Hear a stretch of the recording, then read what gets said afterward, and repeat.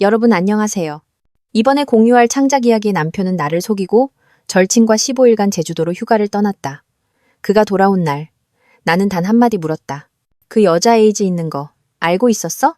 남편과 시동생은 그 자리에서 주저앉았다. 입니다. 그 여자 에이즈 있는 거 알고 있었어? 서연수는 거실 중앙에 서서 팔짱을 끼고 있었다. 내 목소리는 나 자신도 낯설게 느껴질 만큼 차분했다. 이 말은 내 머릿속에서 수없이 되뇌었던 말이었고 마침내 이 순간 입 밖으로 나왔다. 강지우는 막 캐리어를 끌고 집으로 들어섰고 얼굴에는 역겨운 휴가 복귀의 즐거움이 가득했다. 내 말을 듣자 그는 마치 벼락이라도 맞은 듯 그 자리에 굳어버렸다. 손에 들고 있던 캐리어가 쿵 소리를 내며 바닥에 떨어졌다. 뭐라고? 그의 입술이 떨렸고 얼굴은 순식간에 새하얗게 질렸다. 바로 그때 나는 현관에 또 다른 사람이 있다는 것을 알아차렸다. 강지혁, 내 남편의 동생, 우리의 시동생이었다. 그는 원래 형을 마중 나오려 했던 것인데 지금은 귀신이라도 본 듯 눈을 동그랗게 뜨고 다리에 힘이 풀려 그대로 바닥에 주저앉았다. 에이즈? 누가 에이즈에 걸렸다는 거야? 강지혁의 목소리는 비정상적으로 날카로웠다. 나는 냉소하며 그들 형제 사이를 훑어보았다. 강지훈의 이마에는 이미 식은땀이 송골송골 맺혀 있었다. 그는 갑자기 숨이 막히는 듯 무의식적으로 넥타이를 풀었다. 최유라 말이야. 내 가장 친한 친구이자 당신의 연인. 나는 천천히 강지훈에게 다가가 그의 눈을 똑바로 쳐다보았다. 당신들 제주도에서 15일간의 로맨틱한 휴가를 보내고 온 거 아니었어? 그녀가 이 사소한 사실을 말해주지 않았나 보네? 강지훈의 동공이 격렬하게 수축했다. 그의 목을대가 위아래로 움직였지만 아무 소리도 내지 못했다. 그의 오른손은 무의식적으로 자신의 목을 만졌는데 마치 그곳이 불타는 것 같았다. 아니, 그럴 리 없어. 그는 마침내 몇 마디를 뱉어냈다. 목소리는 사포로 문지른 듯 쉬어 있었다. 너 지금 헛소리하는 거지? 나는 탁자 위에서 서류철 하나를 집어 그의 가슴에 가볍게 던졌다. 그는 기계적으로 받아들었지만 손가락이 너무 떨려 제대로 잡지도 못했다. 직접 봐. 그녀의 진료 기록 사본이야. 3년 전에 확진받고 서울대학교 병원에서 계속 치료 중이었어. 나는 한 걸음 뒤로 물러서며 그의 얼굴에 나타나는 다채로운 표정 변화를 감상했다. 아, 맞다. 아마 그녀는 그 약들이 비타민이나 피임약이라고 말했겠지. 강지우는 서류철을 거칠게 펼쳤다. 눈으로 빠르게 의료 기록을 훑어보았다. 나는 그의 얼굴이 창백해졌다가 잿빛으로 변하고 마지막에는 병적인 누런빛을 띠는 것을 보았다. 그의 다리가 떨리기 시작했고 이내 뼈가 모두 빠져나간 사람처럼 천천히 바닥으로 미끄러져 앉았다. 마침 그의 흑빛 얼굴을 한 동생 옆이었다. 얼마나 극적인 장면인가. 나의 사랑하는 남편과 존경하는 시동생이 두 무더기의 진흙처럼 내 발밑에 주저앉아 있다니. 3개월 전만 해도 내가 이런 곳에 서서 이런 장면을 냉정하게 바라보게 될 줄은 상상도 못했다. 3개월 전, 그날은 평범한 수요일 밤이었다. 강지우는 욕실에서 샤워를 하고 있었고 그의 휴대폰은 침대 머리맡에서 충전 중이었다. 카카오톡 메시지 하나가 뜨면서 화면이 밝아지는 순간 나는 우연히 내 피를 얼어붙게 만든 내용을 보게 되었다. 내일 거기서 봐. 보고 싶어 죽겠어 자기야. 보낸 사람은 최유라. 내 대학 시절부터 가장 친한 친구. 내 결혼식에 부케를 받은 친구. 내 딸 하은이가 가장 좋아하는 유라, 이모. 그리고 자기야라는 호칭은 강지훈이 연애 시절 나에게만 썼던 애칭이었다. 내 손가락은 통제불능 상태로 그 메시지를 눌렀고 그러자 수십 개의 노골적인 애정 표현, 데이트 약속, 심지어 호텔방 사진까지 보게 되었다. 가장 오래된 메시지는 반년 전으로 거슬러 올라갔는데 바로 내가 프로젝트 때문에 야근을 자주 하기 시작했을 때였다. 그 순간 나는 발밑의 세상이 무너지는 것을 느꼈다.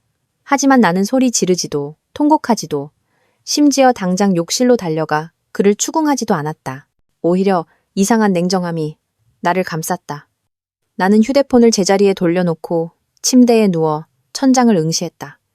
강지훈이 머리를 닦으며 나올 때까지. 그는 평소처럼 내 이마에 입을 맞췄다. 피곤해?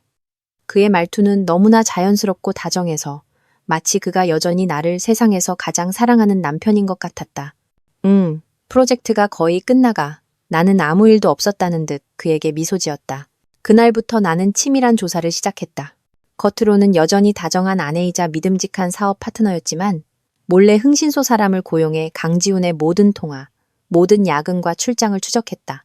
진실은 종종 상상보다 더 추악했다. 박진우 실장이 보낸 사진들이 내 손에서 미세하게 떨렸다. 제주 신라호텔의 푸른 수영장을 배경으로 강지훈은 최유라의 허리를 감싸 안고 있었고 두 사람은 칵테일 한 잔을 나눠 마시며 환하게 웃고 있었다. 최유라는 아슬아슬한 비키니를 입고 있었고 그녀의 손가락은 내 남편의 가슴에 원을 그리고 있었다. 이 동작은 내게 매우 익숙했다. 우리가 연애할 때 나도 종종 그를 그렇게 유혹했었다. 나는 사진을 한 장 한 장 넘겼다. 모든 사진이 칼날처럼 내 심장을 도려냈다. 그들은 해변에서 키스하고 레스토랑에서 서로 음식을 먹여주고 요트 위에서 나는 거칠게 서류철을 닫았다. 숨을 깊게 들이마셨다. 이것들은 증거로 충분했지만 아직 부족했다. 아직 한참 부족했다. 창밖에 빗방울이 유리를 두드렸다. 나는 일어나 레드와인 한 잔을 따랐다. 진홍색 액체가 잔에서 맴돌자 대학 졸업하던 해에 강지훈이 첫 월급으로 사준 값싼 레드와인이 생각났다. 우리는 그가 얻은 신림동의 초라한 원룸 바닥에 앉아 잔 하나로 나눠 마셨다. 그는 흥분하며 내게 창업 계획을 설명했다. 연수야, 회사가 커지면 제주도 신라호텔 스위트룸에 데려갈게. 최고의 오션뷰를 보여줄 거야. 그의 눈은 빛났고 손가락은 부드럽게 내 머리카락을 감쌌다. 그때 우리는 얼마나 가난했던가. 매트리스도 중고시장에서 구해온 것이라 몸을 뒤척일 때마다 삐걱거리는 소리가 났다. 하지만 우리는 그 작은 침대에 몸을 구겨넣고 미래를 계획하며 온 세상이 우리 것인 양 느꼈다.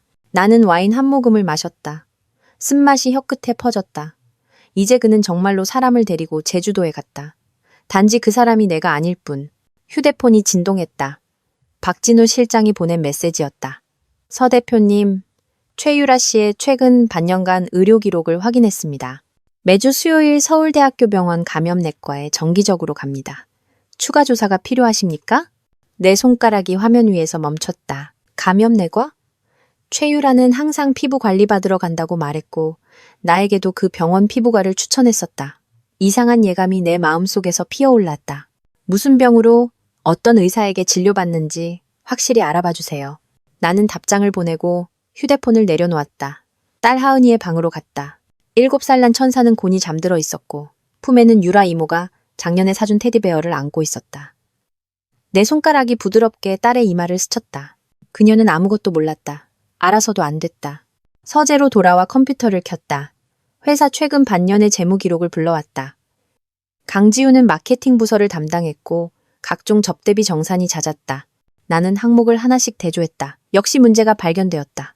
한 번도 거래한 적 없는 청담동의 레스토랑과 호텔 3곳이 빈번하게 등장했고 금액은 터무니없이 컸다.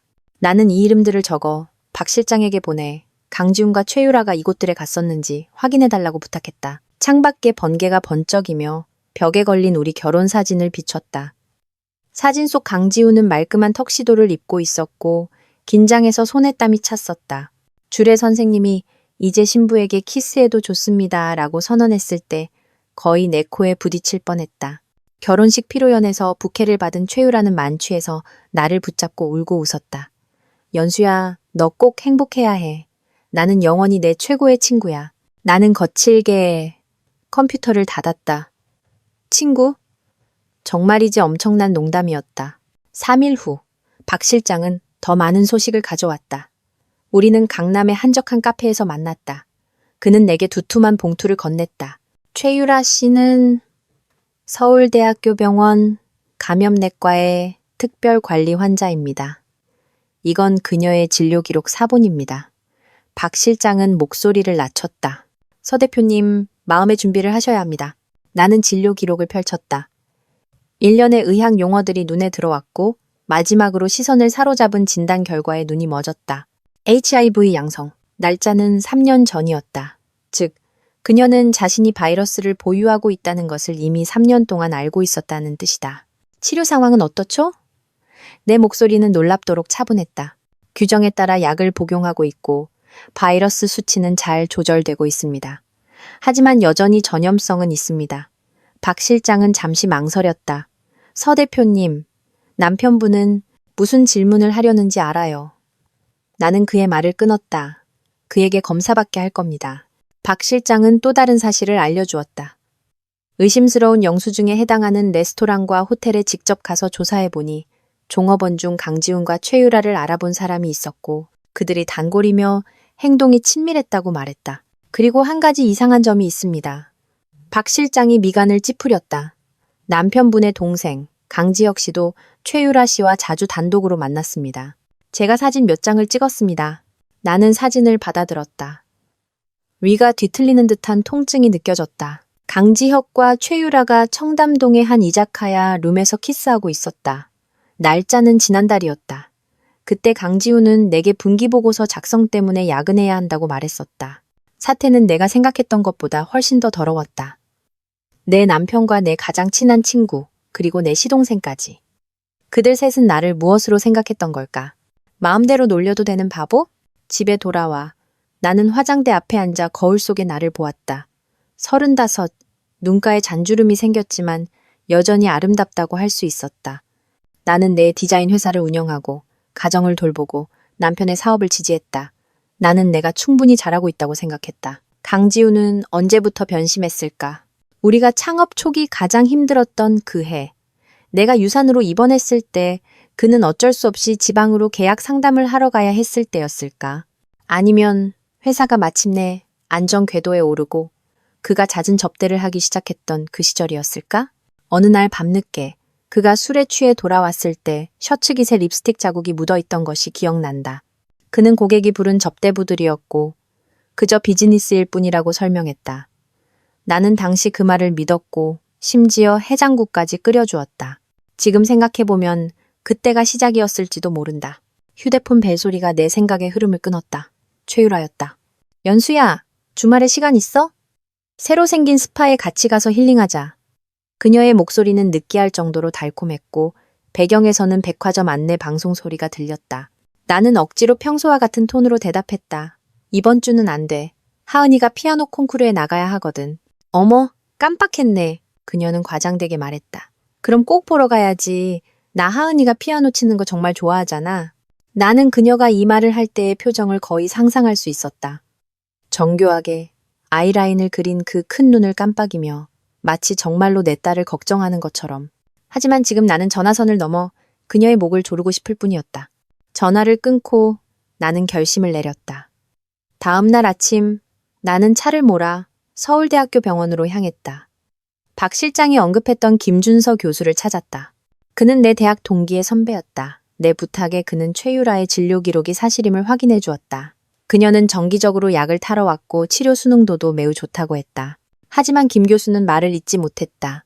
서 대표님, 의사로서 더 말씀드릴 수는 없지만 개인적인 조언을 드리자면 그녀에게서 멀리 떨어지시는 게 좋습니다. 그녀가 성관계 파트너에게 자신의 상황을 알렸나요? 나는 단도직입적으로 물었다. 김 교수의 표정이 모든 것을 말해주었다. 규정상 환자에게 알리도록 강력히 권고하지만 강제할 수는 없습니다. 어떤 환자들은 여러 이유로 숨기기를 선택합니다. 병원을 나서자 햇빛이 눈을 찔러 아팠다. 강지우는 알고 있었을까? 만약 그가 최유라가 HIV를 보유하고 있다는 것을 알면서도 그녀와 관계를 가졌다면 그는 철저한 바보였다. 만약 그가 몰랐다면 이것은 하늘이 내게 준 최고의 복수의 무기였다. 나는 일단 긁어부스럼 만들지 않기로 결정했다. 이후 2주 동안 나는 모든 것을 평소처럼 행동했다. 심지어 강지훈에게 더욱 다정하고 세심하게 대했다. 그가 중요한 고객과 함께 제주도로 리조트 프로젝트를 시찰하러 가야 한다고 제안했을 때 나는 미소 지으며 그의 짐을 싸주었고 세심하게 자외선 차단제와 위장약까지 챙겨주었다. 이 고객이 그렇게 중요해? 이렇게 오래 가야 하다니. 나는 아무렇지 않은 척 물었다. 강지훈은 내 시선을 피했다. 큰 프로젝트야. 아마 거기서 2주 정도 머물러야 할 것 같아. 같이 못 가서 정말 아쉽다. 나는 그의 넥타이를 매주며 손가락으로 그의 목을대를 부드럽게 스쳤다. 매일 영상 통화하는 거 잊지 마.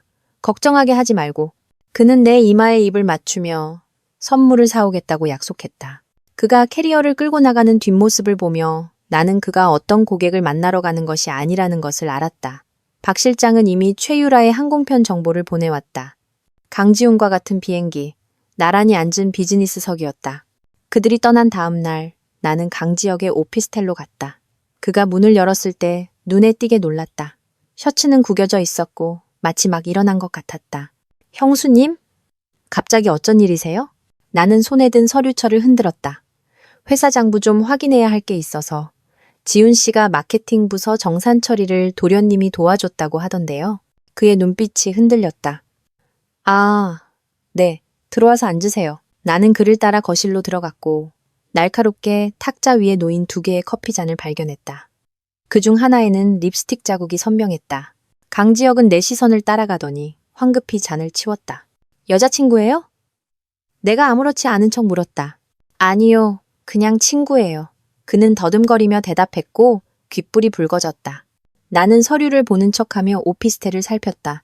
침실 문은 살짝 열려 있었고 바닥에는 여성 속옷 한 짝이 보였다. 검은색 레이스. 바로 최유라가 선호하는 스타일이었다. 나는 구역질을 참으며 박 실장이 찍은 사진을 떠올렸다. 강지혁과 최유라가 이자카야에서 키스하는 장면. 얼마나 완벽한 삼각관계인가. 형제가 한 여자를 공유하고 그 여자는 내 절친이라니. 내 손톱이 손바닥을 깊이 파고들었다. 고통이 나를 정신 차리게 했다. 떠나기 전 나는 일부러 현관에서 머뭇거렸다. 참, 지혁씨. 유라가 최근에 새 남자친구 사귄 거 알아요? 신비주의인지 나한테는 말을 안 하네요. 강지혁의 표정이 순간 굳어졌다. 아니, 몰랐어요. 저한테는 말 안 하던데요. 이상하네.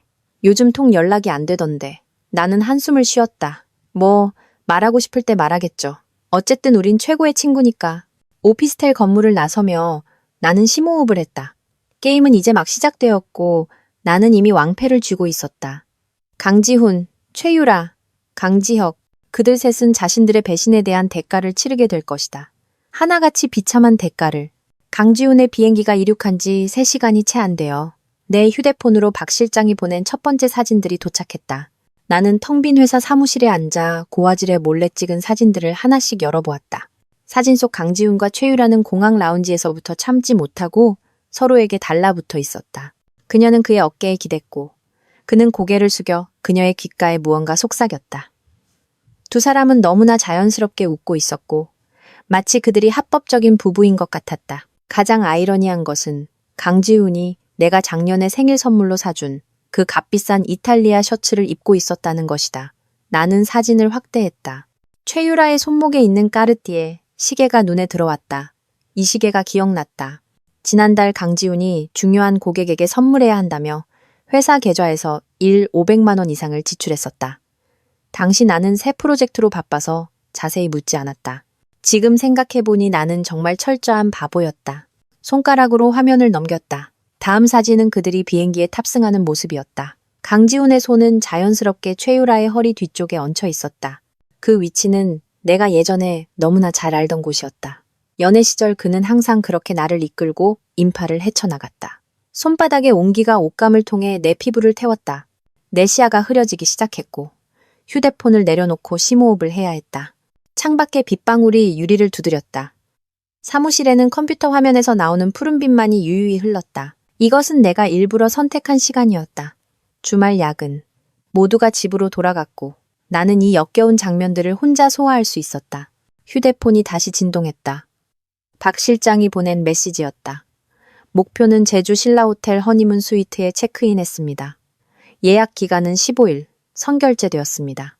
허니문 스위트. 나는 냉소했다. 강지훈은 언젠가 나를 제주도로 허니문을 데려가겠다고 약속했었다. 나중에 창업 초기 자금난으로 국내의 다른 곳으로 변경되었다. 그는 회사가 안정되면 반드시 보상해주겠다고 했고 나는 믿었다. 이제 그는 정말로 약속을 지켰다. 단지 신부가 내 절친으로 바뀌었을 뿐. 나는 컴퓨터를 켜고 회사 재무 시스템에 로그인했다.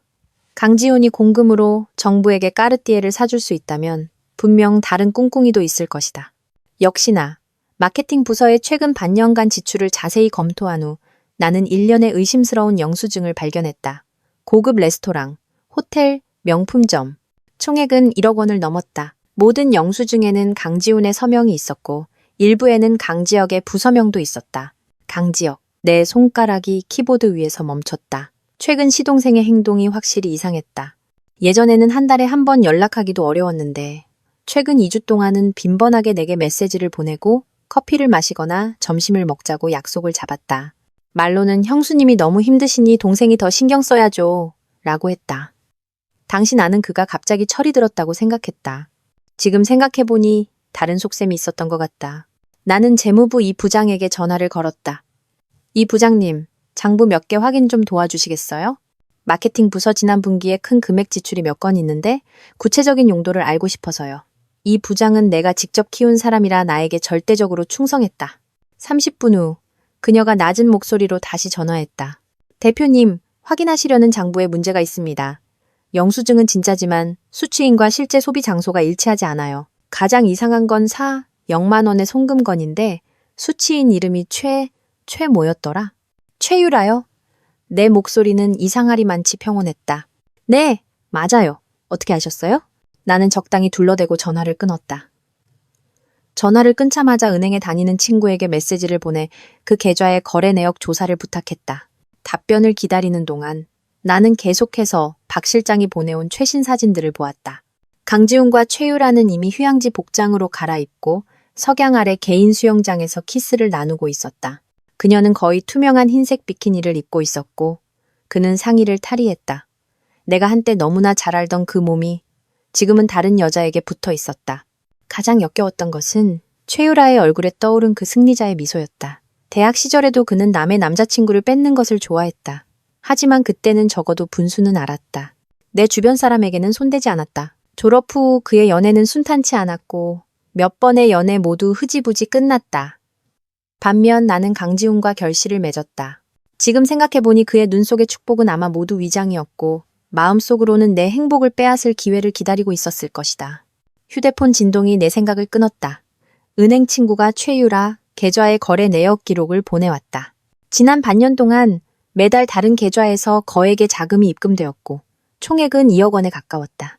그중 0만 원은 확실히 우리 회사에서 나온 것이었다. 다른 송금인은 강지혁과 몇몇 유령 회사 이름으로 표시되어 있었다. 나는 의자 등받이에 기댔다. 어지럼증이 느껴졌다. 이것은 단순한 불륜이 아니었다. 그들 형제는 공모하여 회사 자금을 빼돌리고 있었다.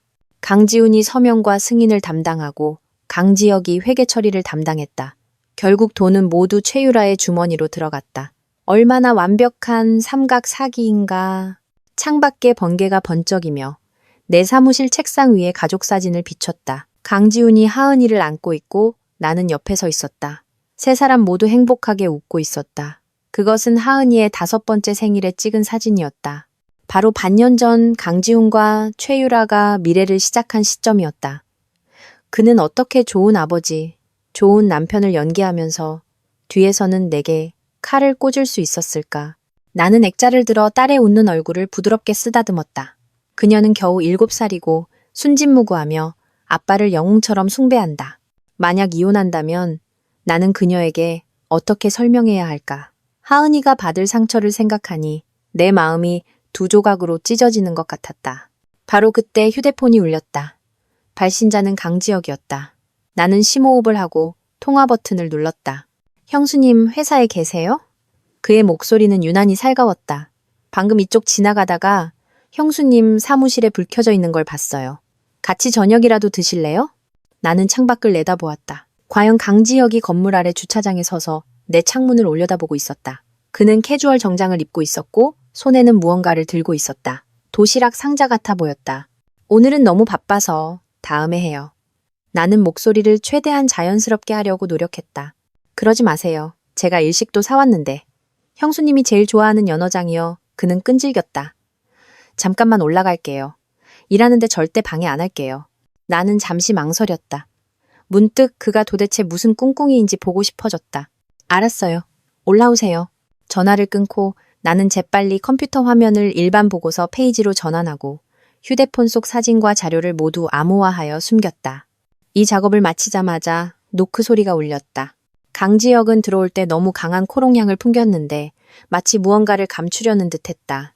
그는 정교한 일식 도시락 상자를 탁자 위에 놓고 마치 이곳에 자주 오는 것처럼 능숙하게 움직였다. 지훈이 형이 출장 중이라 형수님이 혼자 식사 잘 안 챙기실까 봐요. 그는 도시락을 차리면서 말했지만 눈은 자꾸 내 사무 책상 위를 훑었다. 최근에 일이 많이 바쁘죠? 그럭저럭요.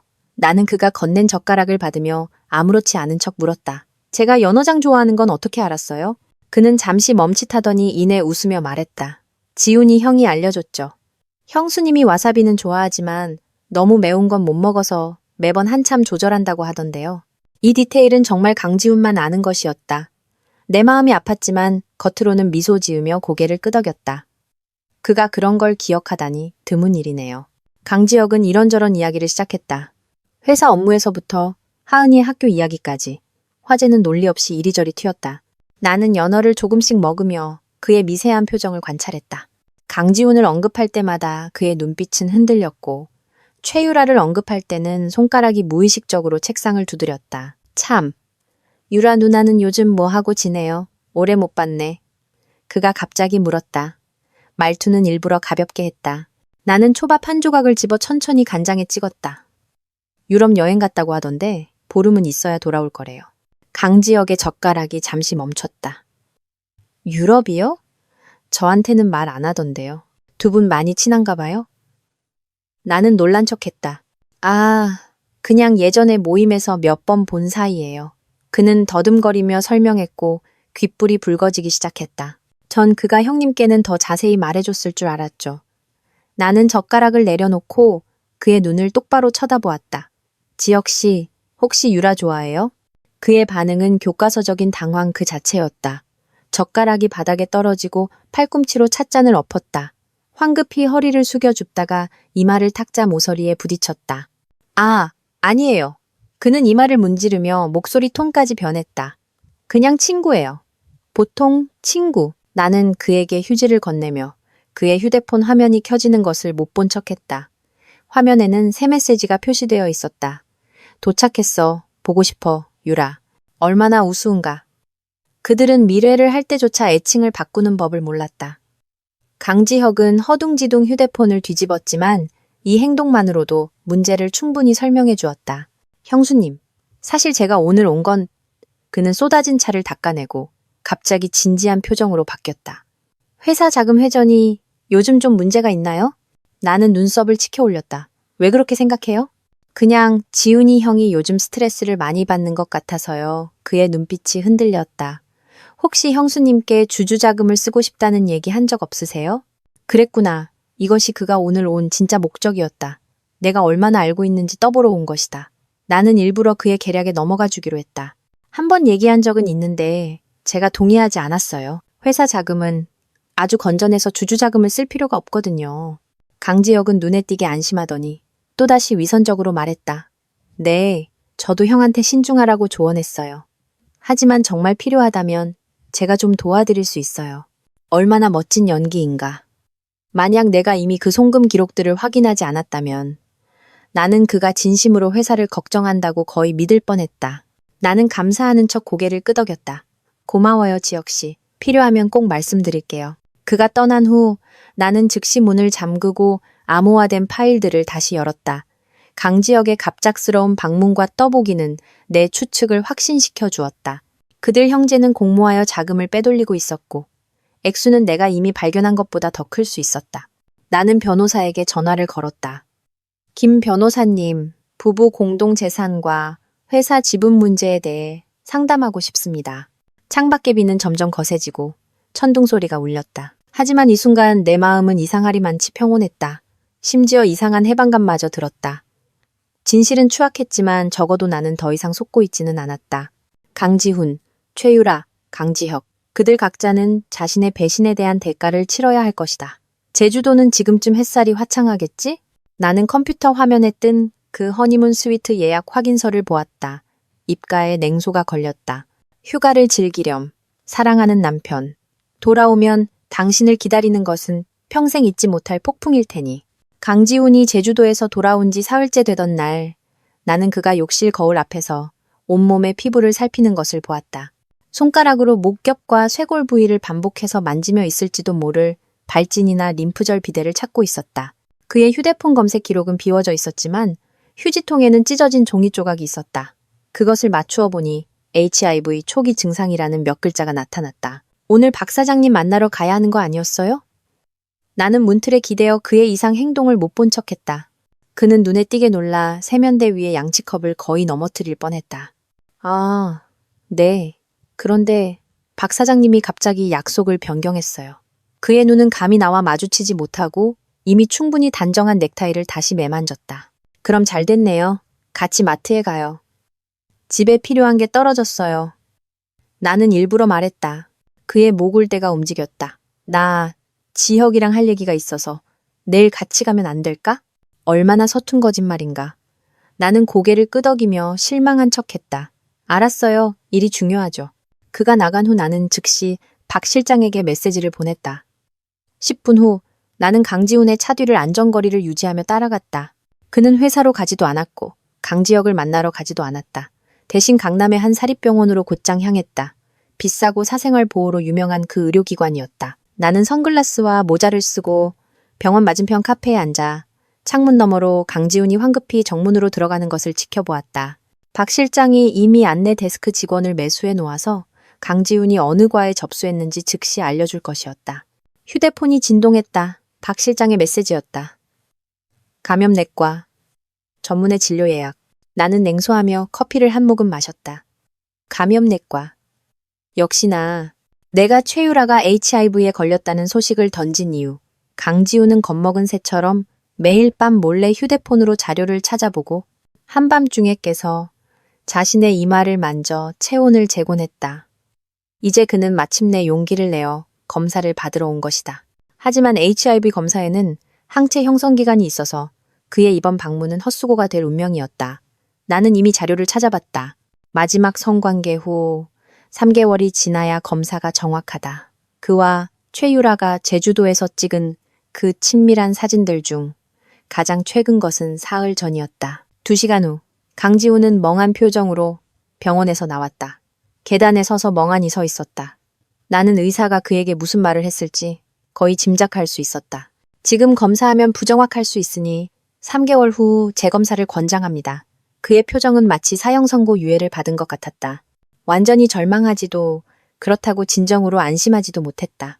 나는 한 발 앞서 집에 돌아와 마치 하은이 학교에 다녀온 척했다.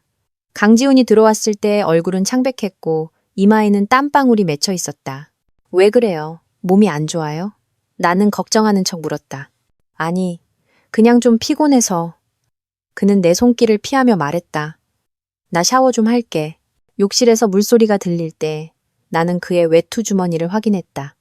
역시나 진료카드와 전염병 예방에 관한 작은 책자가 있었다. 나는 그것들을 제자리에 돌려놓고 소파에 앉아 텔레비전을 켰다. 강지훈은 샤워를 마친 후 유난히 친절했다. 스스로 내게 꽃차를 타주었고 최근에 일이 힘든지 물었다. 그는 내 옆에 앉아 내 무릎에 손을 얹었지만 더 이상의 친밀한 행동은 하지 않았다. 나는 그가 무슨 생각을 하는지 알았다. 만약 정말 감염 위험이 있다면 그는 내가 안전한지 확인해야 했다. 하지만 직접 물어볼 용기는 없었다. 오늘 좀 이상하네요. 내가 고개를 돌려 그를 보았다. 무슨 일 있었어요? 아니, 그냥... 그는 심호흡을 했다. 내가 평소에 당신한테 너무 무심했다는 생각이 들었어. 얼마나 아이러니한가. 만약 진실을 몰랐다면 나는 그의 이 다정한 모습에 감동했을 것이다.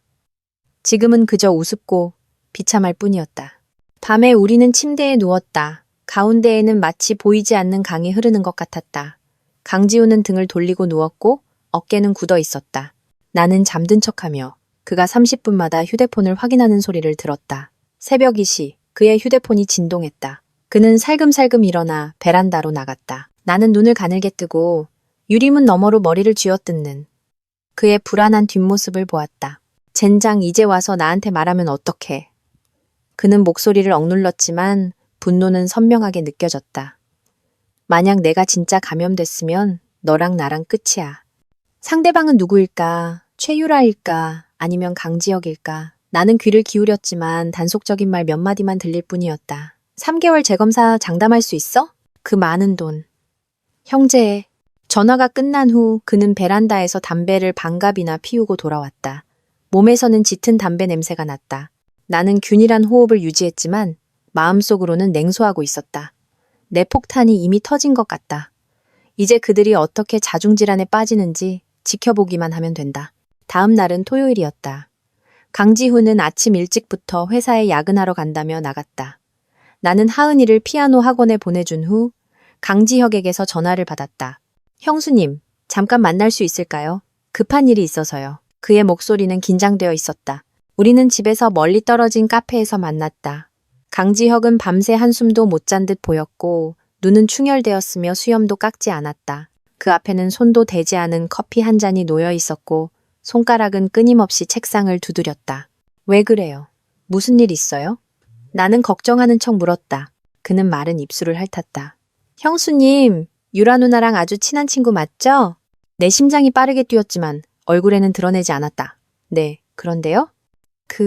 그녀가 혹시 건강 문제에 대해 얘기한 적 있나요? 그는 힘들게 이 질문을 뱉어냈다. 이마에는 미세한 땀방울이 맺혔다. 나는 생각하는 척했다. 빈혈이 좀 있어서 철분제를 자주 먹는다고 하던데 왜요? 강지혁의 어깨가 축 처졌다. 그의 눈에는 희망의 빛이 스쳤다가 이내 다시 어두워졌다. 아니, 아무것도 아니에요. 그냥 요즘 병원을 자주 간다고 들어서 좀 걱정이 돼서요. 유라 씨를 많이 걱정하는 것 같네요. 나는 커피를 한 모금 마시며 의미심장하게 그를 바라보았다. 그의 얼굴이 확 붉어졌다. 그냥 보통 친구 사이의 걱정이에요. 지혁 씨, 나는 갑자기 목소리를 낮췄다. 혹시 유라 씨 좋아해요? 그의 반응은 모든 것을 설명해 주었다.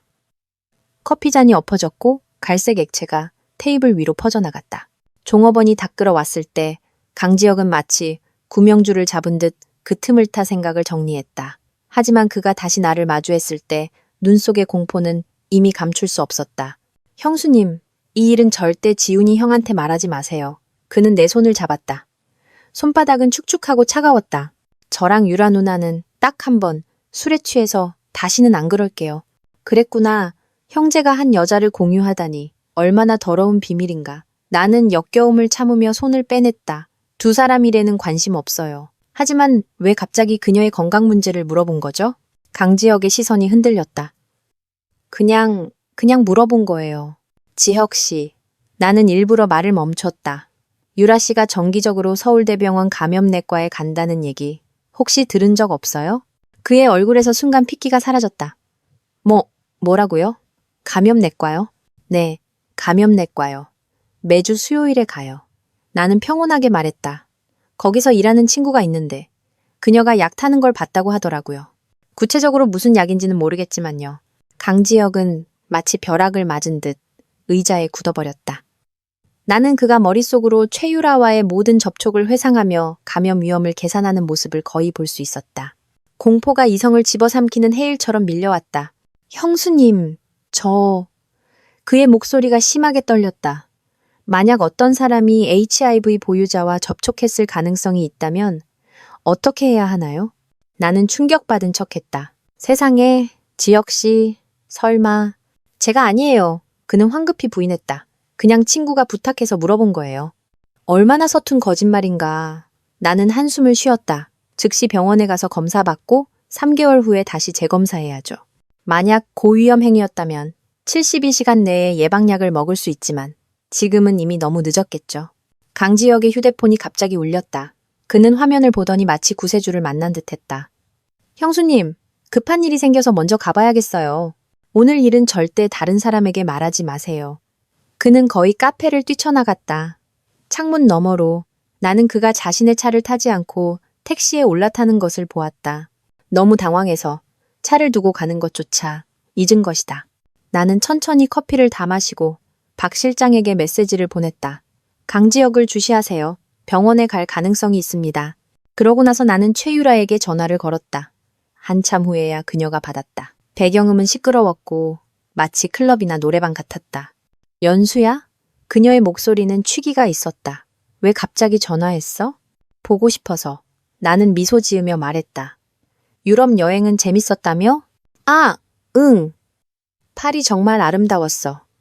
그녀는 배경소음을 덮기 위해 목소리를 높였다. 너랑 하은이 선물 많이 사왔어. 정말 고마워. 나는 커피잔을 돌렸다. 참, 서울대병원 감염내과의 김준서 교수님 알아? 그분이 너를 아는 것 같던데. 전화기 저편이 갑자기 몇 초간 조용해졌다. 그러더니 배경소음도 작아졌다. 그녀가 조용한 곳으로 이동한 것 같았다. 김준서 교수?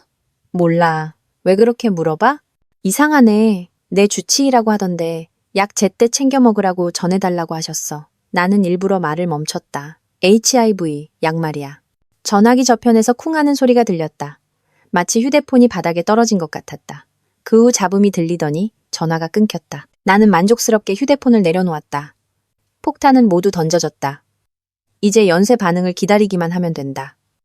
강지훈, 강지혁, 최유라.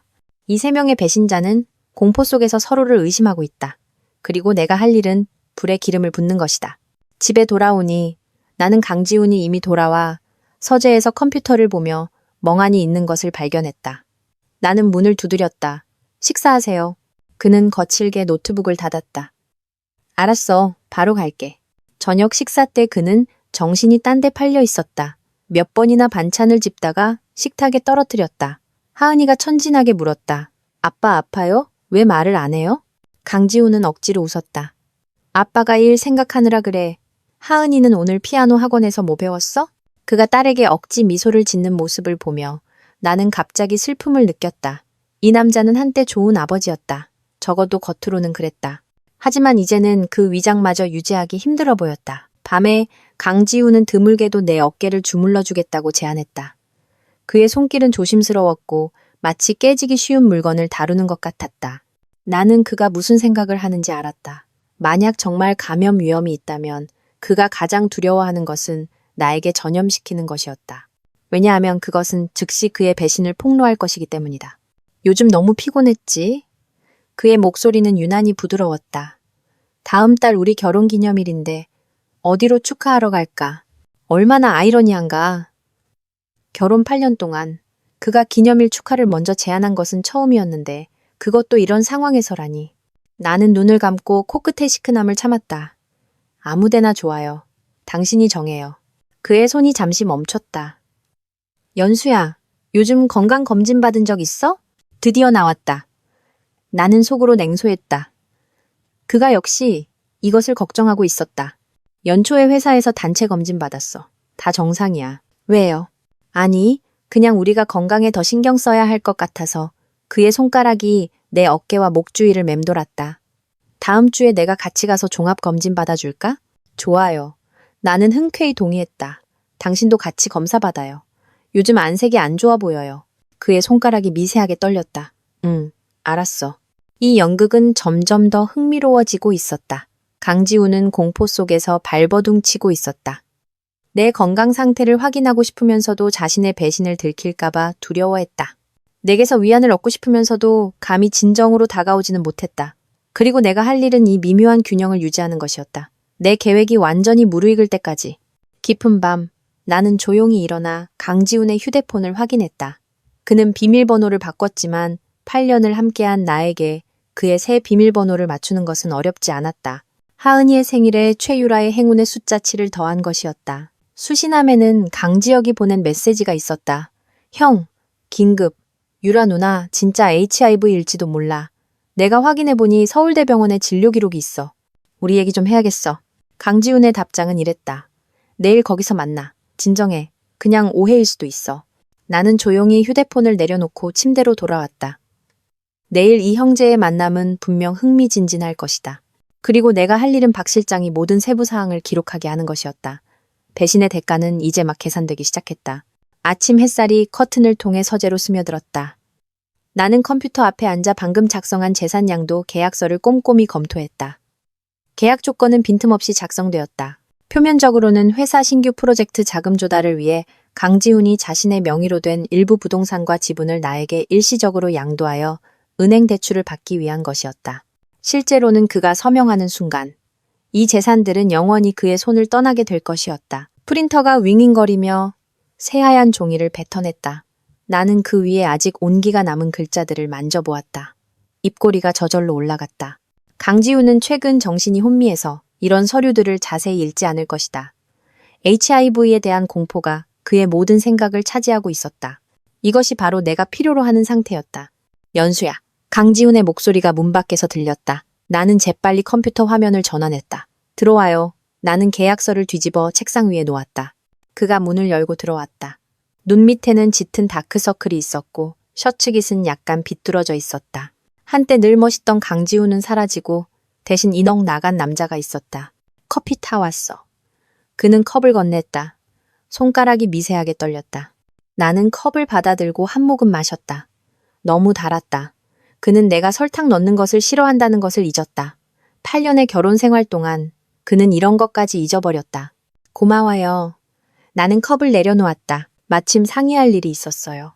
그는 마치 선생님께 지목된 초등학생처럼 즉시 등을 꼿꼿이 세웠다. 무슨 일인데? 나는 그 계약서를 펼쳤다. 회사에서 새 프로젝트를 맡았는데 유동자금이 많이 필요해요. 한남동에 있는 우리 빌라랑 당신 지분 일부를 담보로 은행에 대출을 신청하려고요. 그의 시선이 종이 위를 맴돌았지만 분명 정신은 딴 데 팔려 있었다. 꼭 빌라를 써야 해? 그 지역이 담보 가치가 높아요. 나는 조항 중 한 줄을 가리켰다. 그냥 형식적인 절차일 뿐이야. 프로젝트 대금이 들어오면 바로 해제할 거고 서명만 하면 돼요. 그는 펜을 들고 잠시 망설였다. 지분 부분은 걱정 마요. 일시적인 거니까. 나는 미소 지으며 덧붙였다. 우리 둘 다 회사 운영이 얼마나 건전한지 알잖아요. 이 프로젝트는 최소 5억 원의 이익을 가져다 줄 거예요. 강지우는 마른 입술을 핥았다. 시선이 창밖으로 향했다. 나는 그가 무슨 생각을 하는지 알았다. 있을지도 모를 HIV 감염에 비하면 이런 재산 문제는 너무나 사소하게 느껴질 것이다. 알았어. 그는 마침내 서명란에 되는 대로 이름을 휘갈겼다. 계약서 마지막 장은 넘겨보지도 않았다. 나는 서류를 챙기며 승리의 기쁨을 억눌렀다. 첫 단계 완료. 강지우는 떠날 기미가 없었다. 오히려 의자를 끌어당겨 내 맞은편에 앉았다. 연수야, 나 며칠 동안 많이 생각했어. 우리 여행 안 간지 오래됐잖아. 다음 달 당신 생일인데 속초에 가서 며칠 쉬고 올까? 우리 둘만. 나는 웃음이 터져 나올 뻔했다. 이 한때 일이 바쁘다는 핑계로 번번이 휴가를 취소했던 남자가 지금은 스스로 여행을 제안하다니. HIV에 대한 공포가 정말 최고의 명약이었다. 나중에 얘기해요. 요즘 프로젝트 때문에 너무 바빠서요. 나는 일부러 애매하게 말했다. 하지만 그렇게 생각해줘서 기뻐요. 그는 내 손을 잡으려다가 중간에 멈추고 대신 책상 위 서류를 정리했다. 얼마나 우스꽝스럽고 조심스러운가. 그는 나에게 전염시킬까봐 두려워했다. 걱정해서가 아니라 자신의 배신을 들킬까봐 두려웠기 때문이다. 그럼 나 먼저 회사 가볼게. 그가 일어설 때 커피잔을 엎었다. 갈색 액체가 계약서 사본 위로 퍼져나갔다. 괜찮아요. 어차피 이미 서명했으니까. 나는 휴지로 닦으며 그가 황급히 도망치는 뒷모습을 보았다. 문이 닫힌 후 나는 즉시 김 변호사에게 전화를 걸었다. 계약서에 서명받았어요. 다음은 어떻게 해야 하죠? 즉시 등기소와 상공회의소에 가서 명예 이전 절차를 밟으세요. 김 변호사의 목소리에는 칭찬이 담겨 있었다. 서 대표님, 생각보다 훨씬 결단력이 있으시네요. 그저 내 것을 되찾는 것뿐이에요. 나는 강지훈의 서명을 응시했다. 한때 내 심장을 뛰게 했던 그 이름이 지금은 차갑게만 느껴졌다. 전화를 끊고 나는 서랍을 열어 두툼한 서류철 하나를 꺼냈다. 여기에는 내가 그동안 모은 모든 증거가 들어있었다. 강지훈과 최유라의 친밀한 사진들, 회사의 이상한 장부들, 최유라의 진료기록 사본, 강지혁의 의심스러운 문자 메시지 캡처. 증거가 하나 늘어날 때마다 내 마음은 한 뼘 더 차가워졌다. 갑자기 휴대폰이 진동했다. 화면에 최유라의 이름이 떴다. 나는 눈썹을 치켜 올리고 전화를 받았다. 서연수. 그녀의 목소리는 날카롭고 귀에 거슬렸다. 평소에 그 달콤한 절친과는 완전히 달랐다. 너 씨발 강지훈한테 무슨 헛소리를 한 거야? 나는 녹음 기능을 켜고 차분한 어조로 말했다. 무슨 말이야. 이해가 안 되는데. 모르는 척하지 마. 그녀는 거의 비명을 질렀다. 무슨 HIV, 무슨 감염내과. 네가 뭔데 그런 헛소문을 퍼뜨려? 헛소문? 나는 가볍게 웃었다. 김준서 교수님이 환자 개인정보가 얼마나 중요한지 안 알려주셨나 보네. 전화기 저편이 갑자기 몇 초간 조용해졌다. 그러더니 유리 깨지는 소리가 들렸다. 마치 그녀가 컵을 던진 것 같았다. 네가 어떻게 김 교수를 알아? 그녀의 목소리가 갑자기 팔도 낮아졌다. 뚜렷한 공포가 담겨 있었다. 내가 아는 건 네가 상상하는 것보다 훨씬 많아, 유라야. 나는 일부러 그녀가 가장 싫어하는 애칭을 사용했다. 예를 들면 제주도 허니문 스위트 까르띠에 시계, 그리고 회사 장부상의 그사, 0만 원 같은 거. 너, 그녀의 호흡이 가빠졌다. 강지훈이 말해줬어? 그 개자식? 그가 말해줄 필요도 없어. 나는 손에 든 펜을 돌렸다. 너희들이 아주 잘 숨겼다고 생각했나 보네? 최유라가 갑자기 웃었다. 그 웃음소리는 내 등골을 오싹하게 했다. 서연수, 네가 이깟 약점 좀 잡았다고 뭐라도 된 것 같아? 지훈 씨는 나를 사랑해. 그는 더 이상 너를 사랑하지 않아. 너희들의 그 생기 없는 결혼 생활은 진작에 끝났어야 했어. 그래? 나는 차분하게 반문했다. 그런데 왜 그는 너한테 말할 용기가 없었을까? 그는 몰래 병원에 가서 검사를 받았어. 왜 며칠 동안 미친 듯이 HIV 초기 증상을 검색했을까? 또다시 침묵이 흘렀다. 나는 지금 그녀의 표정을 상상할 수 있었다. 정성껏 다듬은 눈썹이 찌푸려지고 이가 그 값비싼 아랫입술을 물고 있을 것이다. 그녀의 목소리가 갑자기 악독해졌다. 만약 네가 이 일을 떠벌리고 다니면 나는 모든 사람에게 네가 미친년이라고 말할 거야. 나와 지훈 씨의 진정한 사랑을 질투하는 미친년이라고 잊지 마. 나도 내 약점을 쥐고 있으니까. 무슨 약점? 나는 정말 궁금했다. 작년에 그 인턴, 박모식이었지? 그녀는 의기양양하게 말했다. 네 사무실에 아주 늦게까지 있었잖아. 아주 흥미진진한 이야기를 만들어낼 수 있어. 나는 웃음이 터져 나올 뻔했다. 작년 그 인턴은 동성애자였고 야근한 이유는 직업 계획에 대해 조언을 구하기 위해서였다. 최유라의 발악은 정말 비참하고 우스꽝스러웠다. 마음대로 해. 나는 가볍게 말했다. 하지만 그 전에 후천성 면역 결핍증 예방법 제19조 전파매개 행위 금지 조항의 처벌 수위부터 찾아보는 걸 추천할게. 전화기 저편에서 쿵 하는 소리가 들리더니 이내 통화 종료음이 들렸다. 나는 만족스럽게 휴대폰을 내려놓았다. 폭탄 투하 성공. 오후에 나는 계획대로 등기소와 상공회의소에 갔다. 모든 명의 이전 절차를 마쳤다. 강지훈 명의의 70% 부동산과 30%의 회사 지분은 이제 정식으로 내 소유가 되었다. 직원들이 나를 이상한 눈으로 쳐다봤지만 나는 전혀 신경 쓰지 않았다. 곧 온도씨가 강씨 집안의 추문을 알게 될 것이고 나는 그 전에 나 자신과 딸의 이익을 보호해야 했다. 집으로 가는 길에 나는 하은이의 학교에 들렀다. 난간 너머로 나는 그녀가 운동장에서 친구들과 노는 것을 보았다. 작은 얼굴은 발그레했고 포니테일은 뛰는 동작에 맞춰 위아래로 흔들렸다. 내 눈가가 갑자기 뜨거워졌다. 이 순진무구한 작은 생명체는 지금 나의 유일한 약점이자 내가 반드시 강해져야 하는 모든 이유였다. 대표님, 뒤에서 익숙한 목소리가 들렸다. 나는 돌아섰다. 재무부 이 부장이 멀지 않은 곳에 서 있었다. 손에는 작은 남자아이를 잡고 있었다. 정말 우연이네요. 나는 재빨리 표정을 바꿨다. 아들이에요? 네. 오늘 학부모 공개 수업 날이라서요. 그는 궁금한 듯 학교를 둘러보았다. 하은이도 여기 다녀요? 몇 마디 안부를 나눈 후 이 부장이 갑자기 목소리를 낮췄다. 대표님 드릴 말씀이 있어요.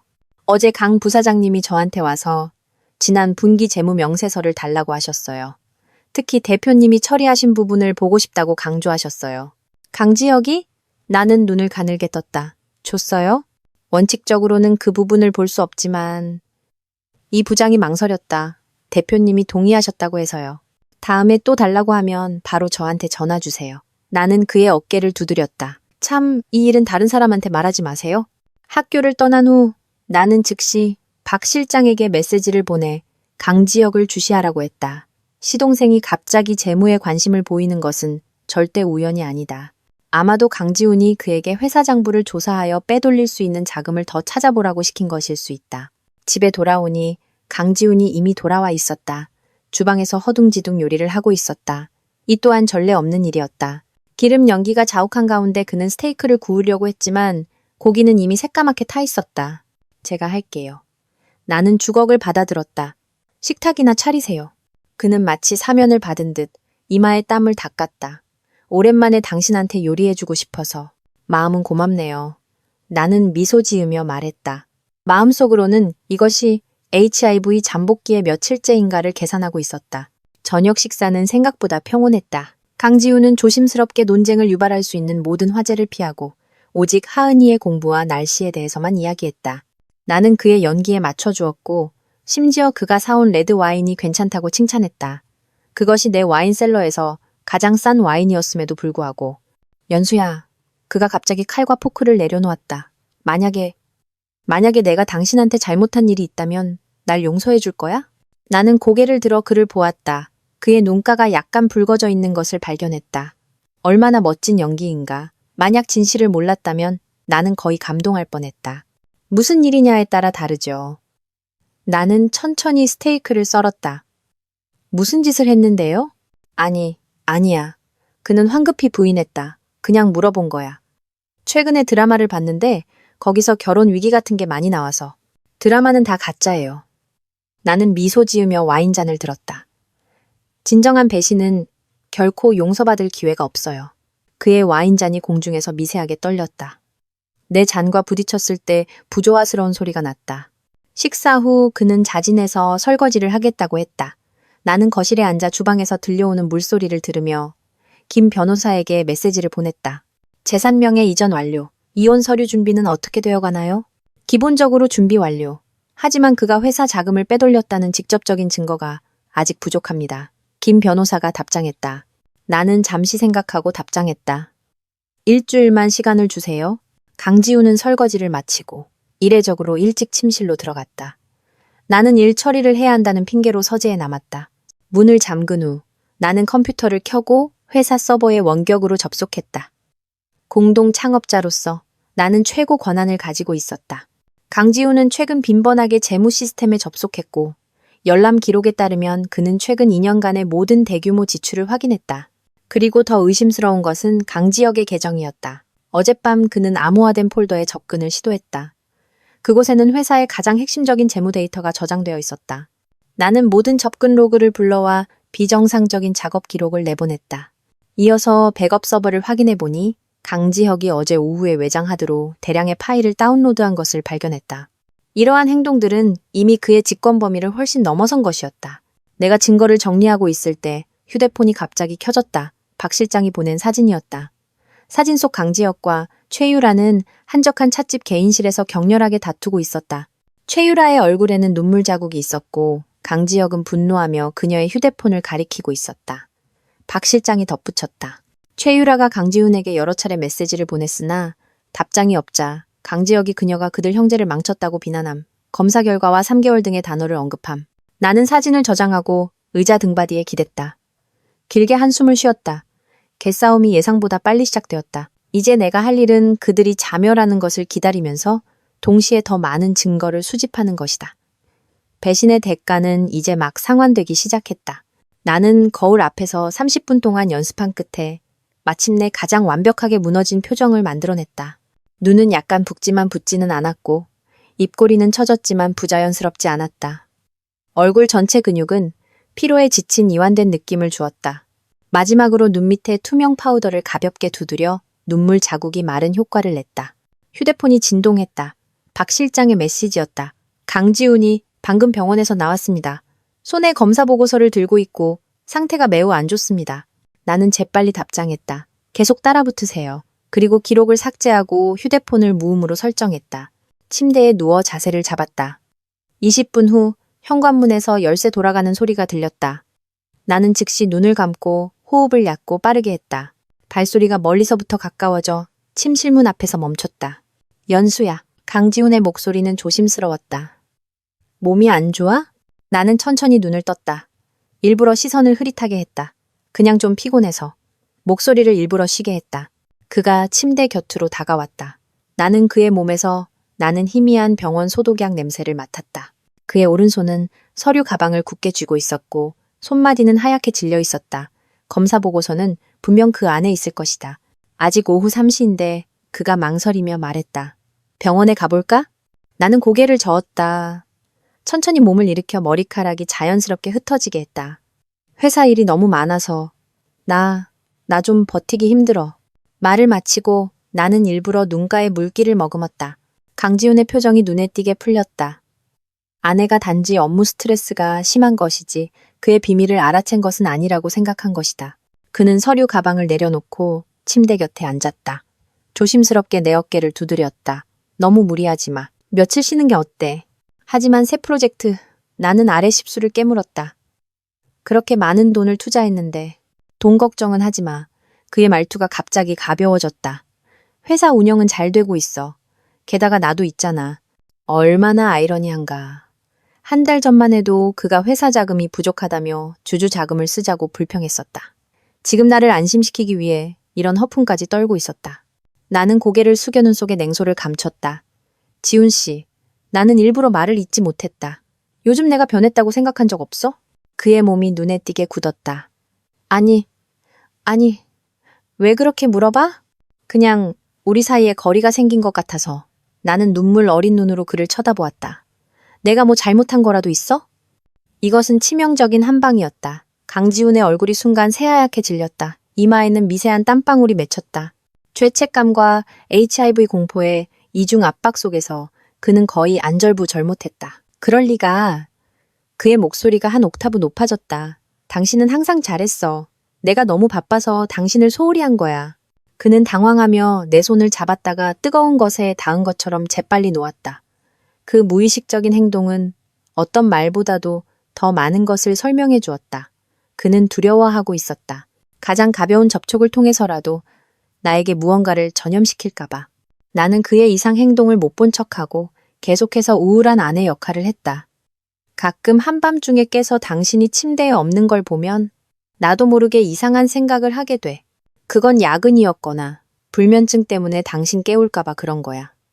그는 말이 빨랐고 눈은 사방을 두리번거렸다. 연수야, 당신 정말 너무 많이 생각하는 거야. 내가 심리 상담사라도 예약해줄까? 아니, 괜찮아. 나는 힘없이 웃었다. 아마 그냥 월경전 증후군일 거야. 그는 마치 사면이라도 받은 듯 즉시 이 안전한 화제를 이어갔다. 맞아. 따뜻한 물 좀 마시고 푹 쉬어. 내가 하은이 데리러 갈게. 나는 다시 누워 그에게 등을 돌렸다. 고마워요. 강지우는 거의 침실을 도망치듯 나갔다. 나는 그의 황급한 발소리를 들으며 휴대폰을 들어 박 실장이 보낸 최신 메시지를 확인했다. 목표는 병원에서 1시간 13분 머물렀습니다. 나온 후 감정이 격해져 주차장에서 담배를 반갑이나 피웠습니다. 검사 보고서 내용 촬영 완료. HIV 초기 선별 검사 의심 양성. 추가 검사 요망. 내 입꼬리가 저절로 올라갔다. 초기 선별 검사 의심 양성. 이 결과는 강지훈을 공포에 떨게 하기에 충분했다. 하지만 즉시 확진되는 것은 아니다. 3개월의 잠복기는 그에게 있어 기나긴 능지처참이 될 것이다. 일어나 문을 잠그고 나는 강지훈의 서류 가방을 열었다. 검사 보고서는 서류철에 끼워져 있었다. 이미 그가 구겨서 주름이 자글자글했다. 나는 사진을 찍고 제자리에 돌려놓았다. 가방 안쪽에는 약 상자가 하나 더 있었다. 안에는 흰색 알약 몇 개가 들어있었다. 예방약이었다. 의사가 처방해 준 것 같았다. 비록 최적의 복용 시기는 지났지만 아래층에서 문 닫는 소리가 들렸다. 강지훈이 하은이를 데리러 나간 것이다. 나는 즉시 행동에 옮겼다. 먼저 그의 컴퓨터를 확인했다. 검색 기록은 전부 HIV 오진 가능성과 잠복기 증상에 대한 검색으로 가득했다. 다음으로 그의 서랍을 뒤졌다. 지갑 칸막이에서 호텔방 카드를 하나 찾았다. 날짜는 제주도에 가기 일주일 전이었다. 그와 최유라는 국내에서도 자주 미래를 즐겼던 것 같다. 나는 방카드를 제자리에 돌려놓고 회사 시스템에 접속했다. 재무이사로서 나는 모든 계좌 거래 내역을 볼 권한이 있었다. 최근 3개월간 강지혁이 처리한 몇몇 거래가 내 주의를 끌었다. 4건의 장비 구매 대금 총 1억 0만 원. 하지만 해당 장비는 창고 기록에 전혀 나타나지 않았다. 내가 이 비정상적인 거래의 증거를 다운로드하고 있을 때 갑자기 차고문 열리는 소리가 들렸다. 강지훈이 예상보다 일찍 돌아온 것이다. 나는 재빨리 시스템에서 로그아웃하고 컴퓨터를 껐다. 다시 침대에 누웠다. 엄마! 하은이의 맑은 목소리가 멀리서부터 들려왔다. 아빠가 엄마 아프대. 나는 즉시 다정한 표정으로 바꾸었다. 그냥 좀 피곤해서 그래. 우리 아가. 하은이가 침대로 달려와 작은 손으로 내 이마를 만졌다. 안 뜨거운데. 아빠가 열난다고 했어. 나는 문가에 서 있는 강지훈을 힐끗 보았다. 그는 죄지은 듯 내 시선을 피했다. 분명 그는 하은이를 떼어놓고 혼자 그 끔찍한 검사 결과를 소화하고 싶었을 것이다. 아빠가 너무 긴장하셨나 봐.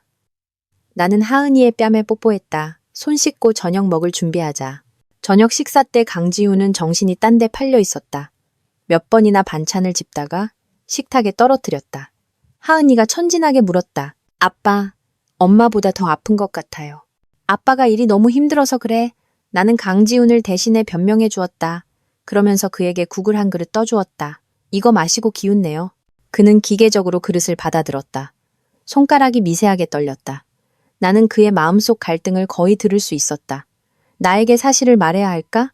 만약 그에게 감염 위험이 있다면 나도 이미 노출되었을 가능성이 있다. 하지만 고백은 불륜을 인정하는 것이고 게다가 상대는 내 절친이다. 참, 내가 아무렇지 않은 척 말했다. 오늘 지혁 씨가 전화해서 할 얘기가 있다고 하던데요. 강지훈의 젓가락이 탁 하고 바닥에 떨어졌다. 그가 무슨 얘기라고 하던가요? 아니요, 꽤 급한 것 같던데요. 두 사람 싸웠어요? 아니요, 그냥 일 때문에. 그는 허리를 숙여 젓가락을 주우며 표정을 감췄다. 저녁 식사 후 강지훈은 소화시킬 겸 산책하러 나간다고 했다. 나는 그가 사실은 강지혁을 만나러 간다는 것을 알았다. 역시나 박 실장이 곧 메시지를 보내왔다. 목표는 차를 몰아 청담동 카페로 향함. 강지혁은 이미 룸에서 기다리고 있음. 나는 하은이를 재운 후 노트북을 켰다. 회사 백업 서버에 원격으로 접속했다. 강지혁이 어제 다운로드한 파일 중에 암호화된 폴더 하나가 내 주의를 끌었다. 관리자 권한으로 비밀번호를 풀었다. 놀랍게도 최유라의 생일이었다. 폴더 안에는 최근 2년간 회사의 모든 대규모 계약서와 재무보고서, 스캔본이 있었고 신규 회사 등록 자료도 있었다. 나는 자세히 살펴보았다. 강지훈 형제는 놀랍게도 몰래 새 회사를 준비하고 있었고 사업 범위는 우리 기존 사업과 완전히 겹쳤다. 더 놀라운 것은 그들이 이미 이 유령 회사의 이름으로 우리 핵심 고객 3명을 빼돌렸다는 것이다. 이것이 그들이 자금을 빼돌린 목적이었다. 새 살림을 차리고 기존 회사를 텅 비게 만드는 것. 내 손이 떨리기 시작했다. 슬픔 때문이 아니라 분노 때문이었다. 강지훈은 결혼을 배신했을 뿐만 아니라 우리가 함께 창업한 사업까지 배신했다. 갑자기 휴대폰이 울렸다. 김 변호사였다. 서 대표님, 보내주신 재무 이상 기록받습니다. 그의 목소리는 매우 심각했다. 이것은 업무상 횡령에 해당하며 형사소송을 제기할 수 있습니다. 더 확실한 증거가 필요해요. 나는 목소리를 낮췄다. 그들은 매우 신중해서 모든 송금은 여러 단계를 거쳐 위장되어 있어요. 강지혁 쪽이 돌파구가 될 수 있습니다. 김 변호사가 제안했다. 말씀을 들어보니 그가 강지훈보다 더 쉽게 당황하는 것 같군요. 전화를 끊고 나는 창가로 가서 밤 경치를 바라보았다. 박 실장이 최신 사진을 보내왔다. 카페룸에서 강지훈이 동생에게 고함을 치고 있었고 강지혁은 얼굴이 새하얗게 질린 채 손에 서류를 쥐고 있었다. 나는 사진을 확대했다. 간신히 그것이 최유라와 관련된 의료 기록임을 알아볼 수 있었다. 형제가 그 의심스러운 HIV 진단 때문에 서로를 비난하고 있는 것 같았다. 얼마나 완벽한 개싸움 장면인가. 깊은 밤 강지훈이 돌아왔다. 몸에서는 짙은 담배와 술 냄새가 났다. 그는 살금살금 씻고 침대 곁에 서서 오랫동안 나를 응시했다. 나는 균일한 호흡을 유지하며 잠든 척했다. 결국 그는 침대에 눕지 않고 객실로 향했다. 문 닫는 소리를 듣고 나는 눈을 떴다. 그의 휴대폰이 침대 머리맡에 놓여 있는 것을 발견했다. 이것은 정말 하늘이 준 기회였다. 휴대폰 비밀번호는 바뀌지 않았다. 여전히 하은이의 생일이었다. 나는 재빨리 최근 통화 기록과 메시지를 확인했다. 강지혁이 30분 전에 메시지를 보냈다. 형, 유라 누나가 방금 자기가 HIV에 걸렸다고 인정했어. 하지만 자기 바이러스 수치가 낮아서 전염성은 약하다고 하더라.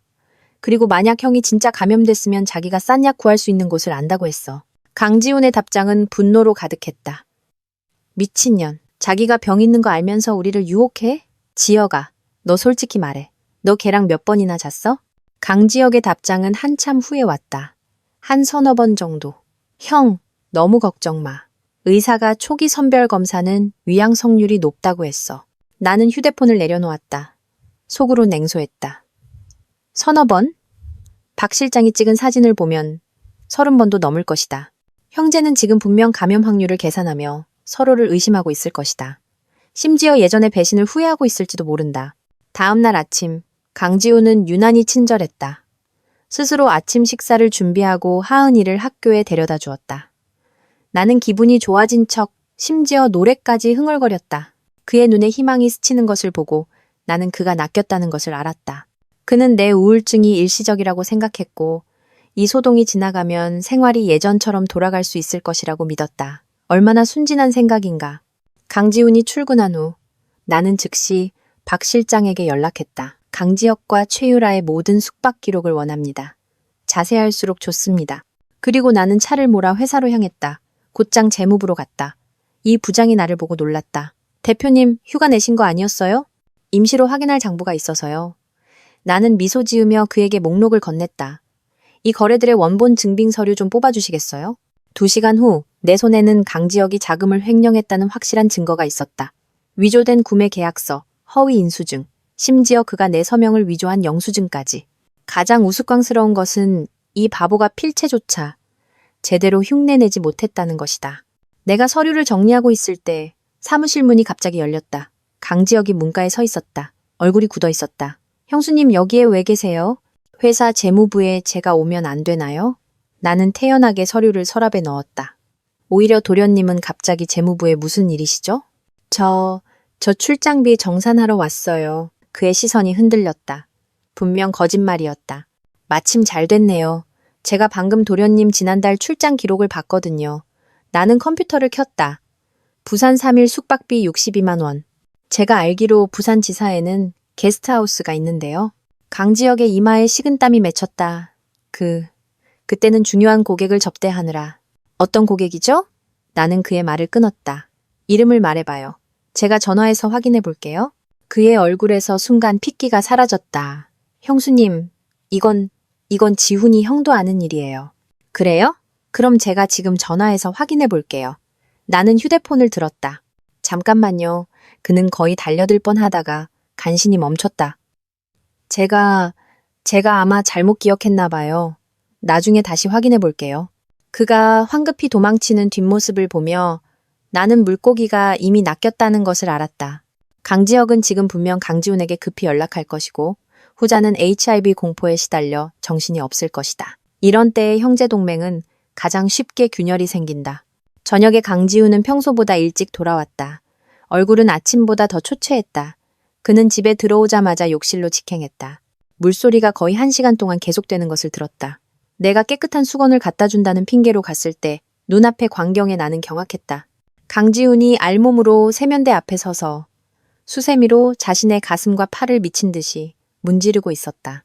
피부는 이미 새빨갛게 쓸렸고 어떤 곳은 피가 배어 나오기까지 했다. 뭐 하는 거예요? 나는 놀란 척 물었다. 그는 거칠게 돌아섰다. 그의 눈에는 내가 한 번도 본 적 없는 광기가 있었다. 나가. 나는 한 걸음 물러서며 상처받은 표정을 지었다. 지훈 씨, 도대체 왜 그래요? 요즘 계속 이상해요. 물방울이 그의 일그러진 얼굴을 따라 흘러내렸다. 샤워물인지 눈물인지 알 수 없었다. 그는 입을 열어 무언가 말하려는 듯 했지만 결국 고개를 저을 뿐이었다. 미안해. 나 그냥 스트레스가 너무 심해서. 회사 일 때문이에요? 나는 조심스럽게 물었다. 오늘 지혁 씨가 찾아와서 이상한 말을 하던데요. 강지훈의 몸이 순간 굳어졌다. 그가 뭐라고 하던가요?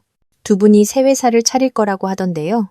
나는 그의 반응을 살폈다. 그리고 대형 고객 몇 명을 데려갈 거라고도 했어요. 그 자식이 헛소리한 거야. 강지훈이 고함을 쳤다가 자신의 실수를 깨닫고 목소리를 낮췄다. 연수야, 그 말 듣지 마. 그의 요즘 정신 상태가 좀 안 좋아. 그래요? 나는 한숨을 쉬었다. 그런데 자기는 증거가 있다고 하던데. 무슨 자금 이체 얘기도 했고요. 강지훈의 얼굴이 잿빛으로 변했다. 그가 또 뭐라고 했어? 기억이 잘 안 나요. 다 헛소리 같아서. 나는 일부러 애매하게 말했다. 하지만 오늘 당신한테 자세한 내용을 이메일로 보낼 거라고 하던데요. 나는 욕실을 나온 후 즉시 강지훈이 전화 거는 소리를 들었다. 그 후에는 낮지만 격렬한 다툼 소리가 이어졌다. 나는 미소 지으며 주방으로 들어가 저녁 식사를 준비하기 시작했다. 식탁에서 나는 이 형제가 어떻게 서로를 배신하는지 직접 볼 것이다. 배신의 맛을 이제 그들도 맛볼 때가 되었다. 나는 모든 서류를 거실 탁자 위에 깔끔하게 배열했다. 불륜 사진, 의료 기록, 재무 이상 증거, 신규 회사 등록 자료, 그리고 강지훈이 정신없는 상태에서 서명한 재산 양도 계약서까지. 모든 서류는 배신의 한 조각을 나타냈고 이제 그것들은 나의 무기가 될 것이었다. 휴대폰이 진동했다. 박 실장의 메시지였다.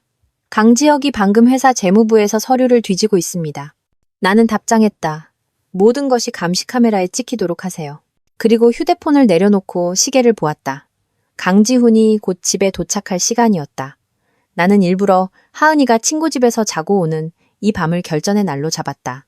딸에게 아버지의 가장 추한 모습을 보여주고 싶지 않았다. 문고리 돌아가는 소리가 들렸다. 나는 심호흡을 하고 허리를 꼿꼿이 편 채 소파에 앉았다.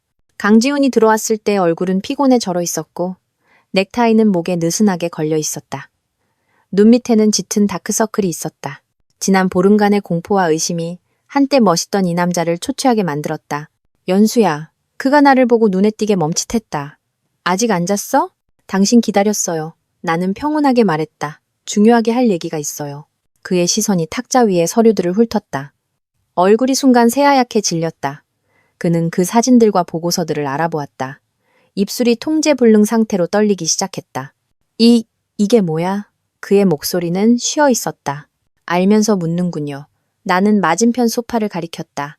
강지우는 로봇처럼 뻣뻣하게 소파 곁으로 걸어갔지만 앉지 않고 몸을 숙여 그 서류들을 뒤적였다. 최유라의 진료 기록 사본을 보았을 때 그의 손가락이 격렬하게 떨렸다. 종이가 미세하게 사락사락 소리를 냈다. 연수야, 내가 설명할 수 있어. 그의 목소리에는 내가 한 번도 들어본 적 없는 애원이 담겨 있었다. 뭘 설명하겠다는 거죠? 나는 냉소했다. 내 가장 친한 친구와 어떻게 잤는지 설명하겠다는 건가요? 어떻게 회사 자금을 빼돌렸는지 설명하겠다는 건가요? 아니면 왜 몰래 병원에 가서 HIV 검사를 받았는지 설명하겠다는 건가요? 그의 무릎이 갑자기 힘없이 꺾였다. 그는 그대로 탁자 앞에 무릎을 꿇었다.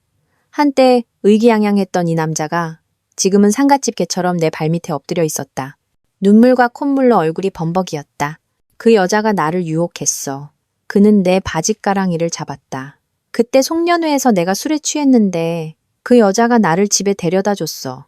그리고 나는 그냥 순간의 실수였어. 나중에는 그 여자가 협박했어. 너한테 말하겠다고.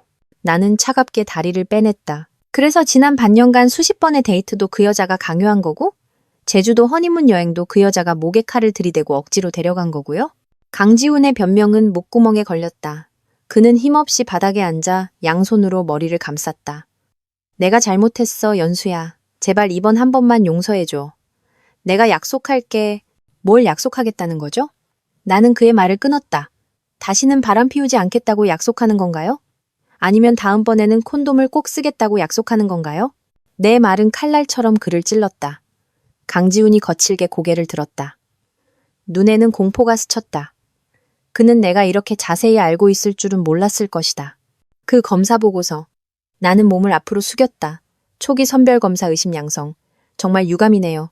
확인하려면 3개월이나 기다려야 하니. 하지만 걱정 마요. 그 전에 우리가 처리해야 할 더 시급한 일이 있으니까. 나는 서류 더미에서 계약서 하나를 꺼냈다. 강지우는 멍하니 내 손에 들린 서류를 보았다.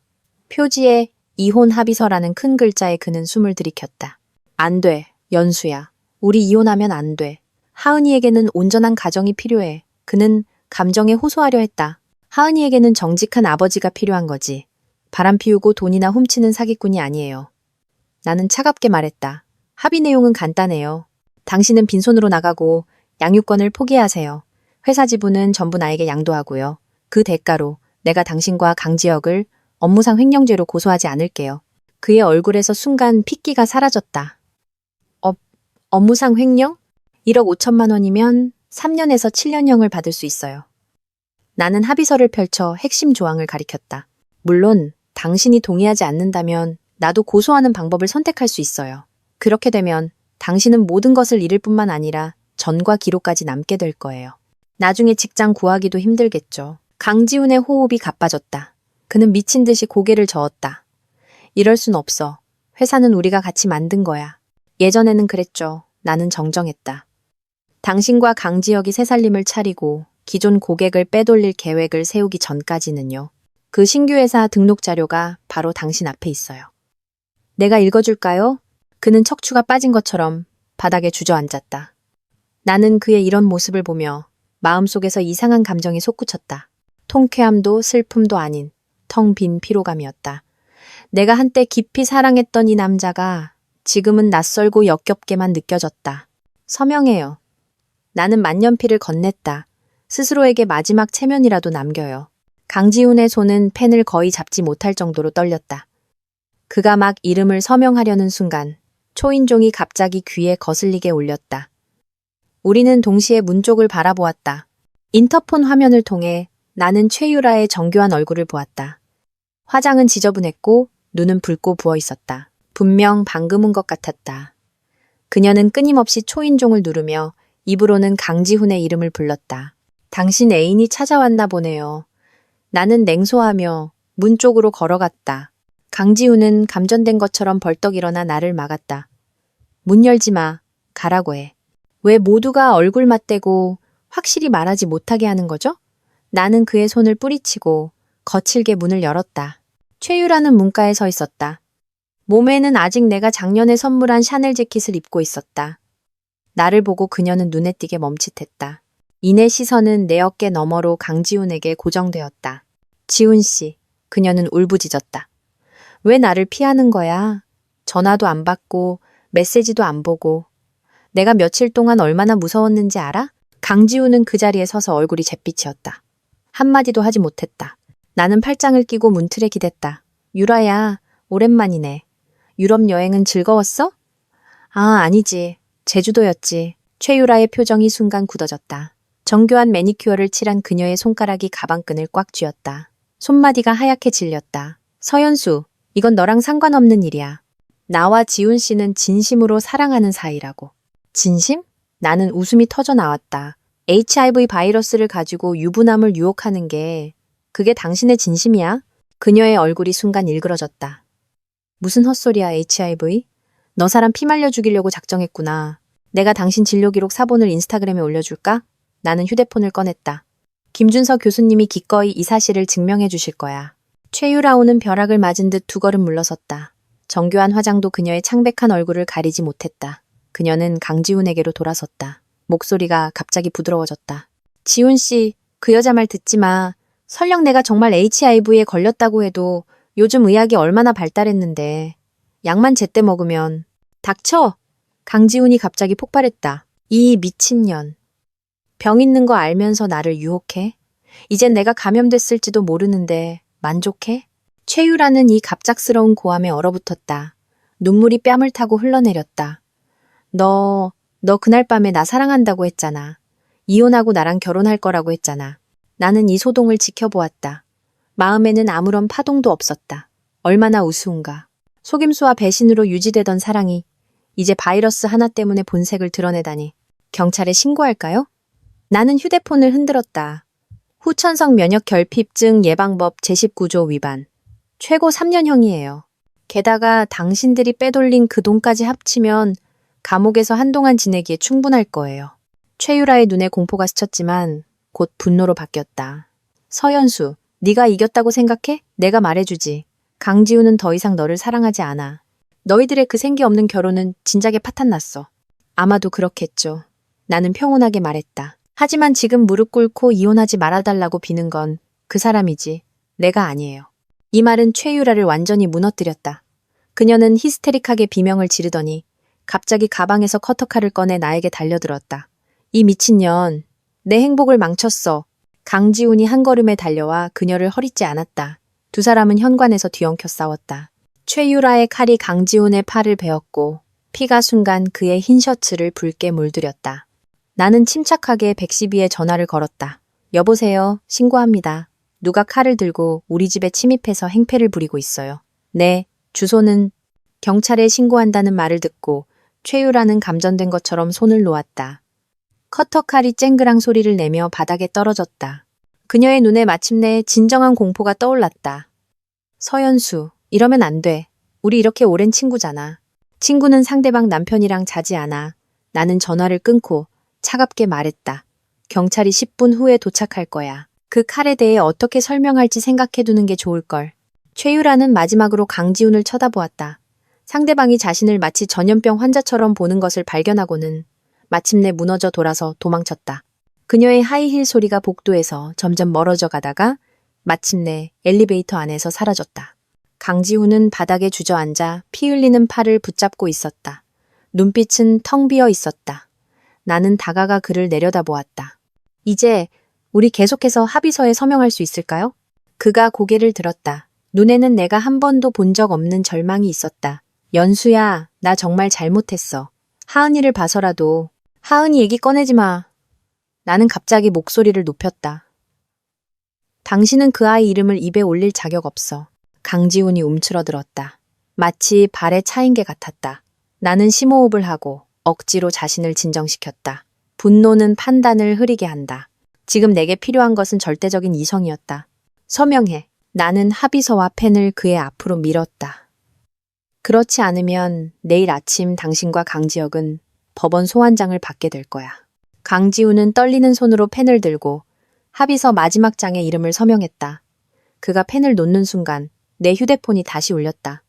박 실장이었다. 강지혁이 방금 재무 시스템에서 핵심 서류 몇 개를 삭제했습니다. 박 실장의 목소리에는 약간의 흥분이 섞여 있었다. 하지만 모든 것이 감시 카메라에 찍혔습니다. 그는 USB에 일부 데이터를 복사했는데 도망갈 것처럼 보입니다. 경찰에 신고해요. 나는 간결하게 말했다. 감시 카메라 영상을 경찰에 넘기세요. 전화를 끊고 나는 눈앞에 이 한때 나를 평생 사랑하겠다고 맹세했던 남자를 보았다. 마음속 마지막 한 조각의 부드러움도 연기처럼 사라졌다. 그가 서명을 마치고 고개를 들었다. 그의 눈에는 놀랍게도 희망이 있었다. 연수야. 만약 3개월 후에 검사 결과가 음성이면 우리 다시 시작할 가능성이 있을까? 없어.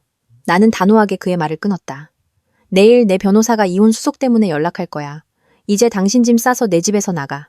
당신 집? 그가 멍하니 되물었다. 네. 나는 그가 서명한 재산양도 계약서를 흔들었다. 이제 여기 모든 것은 내 거야.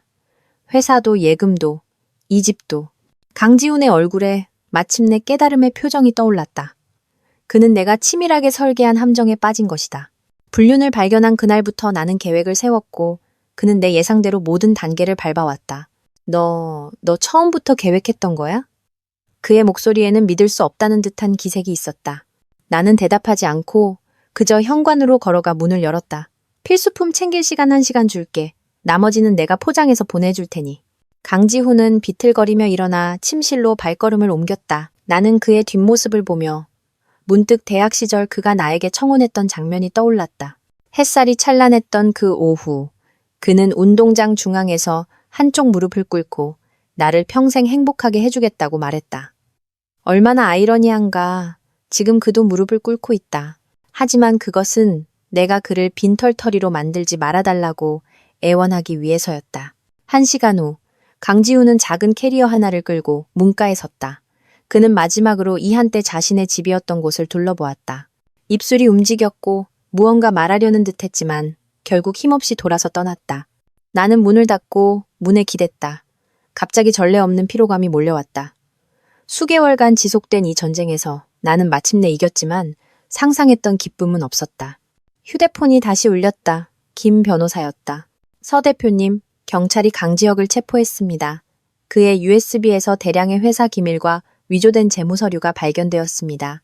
그가 가명을 위해 강지훈에 대해 불리한 증언을 할 수도 있습니다. 개싸움이나 하게 둬요. 나는 관자놀이를 눌렀다. 내일 아침 바로 회사에 가서 상황을 안정시킬게요. 전화를 끊고 나는 하은이의 방으로 갔다. 그녀의 작은 침대에 앉아 그녀의 테디베어를 안았다. 이 집에는 이제 우리 둘뿐이다. 하지만 우리는 더 잘 살 것이다. 거짓말도, 배신도, 언제 터질지 모르는 건강 위기도 없이. 창밖에서 사이렌 소리가 멀리서부터 가까워졌다가 다시 멀어졌다. 나는 심호흡을 하고 휴대폰을 들었다. 가장 신뢰하는 친구에게 전화를 걸었다. 최유라가 아니라 대학 룸메이트인 수원이었다. 수원아, 내 목소리에 마침내 약간의 울음이 섞였다. 내일 나랑 변호사 사무실에 같이 가줄 수 있어? 나 다시 시작해야 해. 나는 손에 든 이혼 합의서 초안을 응시했다. 변호사가 표시한 수정 의견이 마치 개미떼처럼 종이 위를 기어다니는 것 같았다. 3개월 전만 해도 나는 이 서류에 서명하는 것을 꿈꿨다. 이제 승리가 눈앞인데 손에 든 만년필이 갑자기 무겁게 느껴졌다. 하은이의 코 고는 소리가 방문 틈으로 들려왔다. 마치 작은 고양이 같았다. 강지훈이 나간 후 7살인 그녀는 매일 밤 아빠가 사준 테디베어를 안고서야 잠이 들었다. 어제는 내게 아빠는 언제 집에 와요? 라고 물었다. 나는 아빠가 아주 오랫동안 출장 가셨다는 거짓말로 둘러댈 수밖에 없었다. 휴대폰 화면이 켜졌다. 김 변호사의 메시지였다. 강지훈의 HIV 확진 보고서가 나왔습니다. 양성입니다. 오늘 아침에 전화해서 당신을 만나고 싶다고 했습니다. 나는 만년필을 내려놓고 창가로 갔다. 초여름의 햇살이 아파트 단지 정원에 아낌없이 쏟아졌다. 몇몇 아이들이 뛰어놀고 있었고 웃음소리가 희미하게 들려왔다. 얼마나 평범하고 아름다운 풍경인가. 하지만 내 마음속 어둠과는 뚜렷한 대조를 이루었다. 강지훈, 양성. 이 네 글자는 납덩이처럼 위장에 가라앉았다. 비록 내가 예상은 했지만 확진 소식은 여전히 생리적인 역겨움을 불러일으켰다. 우리의 마지막 친밀한 접촉은 반년 전이었다. 내 검사 결과는 다음 주 화요일에 나온다. 갑자기 초인종이 울려 내 생각을 끊었다. 현관문 렌즈를 통해 나는 어머니의 익숙한 모습을 보았다. 손에는 2개의 빵빵한 장바구니를 들고 있었다.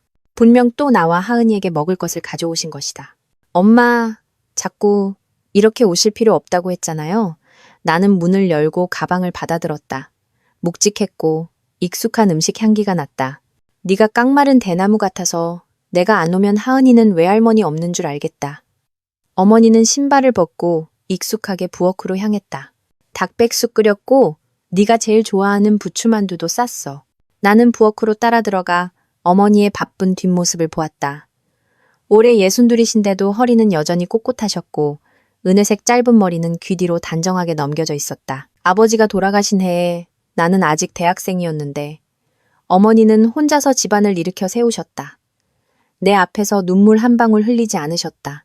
멍하니 서 있지 말고 그릇이랑 젓가락이나 놔. 어머니는 뒤도 돌아보지 않고 명령했다. 하은이는 자고 있으면 깨우지 말고 한 그릇은 냄비에 데워둬. 우리는 조용히 밥을 먹었다. 어머니의 음식 솜씨는 여전했다. 닭백숙은 진하고 맛있었고 만두는 피가 얇고 속이 꽉 찼다. 반 그릇쯤 먹었을 때 나는 나도 모르게 목이 메는 것을 느꼈다. 이것은 강지훈이 떠난 후 내가 처음으로 제대로 먹는 집밥이었다. 김 변호사한테 들었다. 어머니가 갑자기 입을 열었다. 그 개자식 확진됐다고. 내 젓가락이 멈칫했다. 뜨거운 국물이 손등에 튀었다. 네, 너 검사는 했니? 했어요. 다음 주에 결과 나와요. 어머니는 그릇을 내려놓고 내 눈을 똑바로 쳐다보았다. 무섭니? 이 질문은 마치 칼날처럼 내가 애써 유지하던 평온한 표면을 정확히 갈라놓았다. 내 손이 통제 불능 상태로 떨리기 시작했다. 숟가락이 그릇 가장자리에 부딪혀 탁 하는 맑은 소리를 냈다. 네, 내가 말하는 소리가 들렸다. 목소리는 거의 들리지 않을 정도로 작았다. 어머니는 식탁을 돌아와 나를 와락 껴안았다. 그녀의 앞치마에서는 밀가루와 파냄새가 났다. 따뜻하고 든든했다. 나는 아이처럼 그녀의 어깨에 얼굴을 묻고 눈물이 옷을 적시도록 내버려 두었다. 괜찮을 거야. 그녀는 내 등을 가볍게 두드렸다. 내 아빠 갔을 때 나도 못 살 것 같았어. 그런데 지금은 어떠니? 나한테는 너랑 하은이가 있잖아. 사는 건 다 똑같아. 나는 고개를 들고 눈물을 닦았다. 그게 무서운 게 아니에요. 만약 결과가 안 좋으면 하은이는 어떡해요? 어머니의 눈빛이 갑자기 날카로워졌다. 그게 뭐 어때서? 요즘 의학이 얼마나 발달했는데. 얼마나 많은 HIV 양성인들이 아이 낳고 7, 80까지 사는데. 그리고 아직 확진된 것도 아니잖아. 쓸데없는 생각하지 마.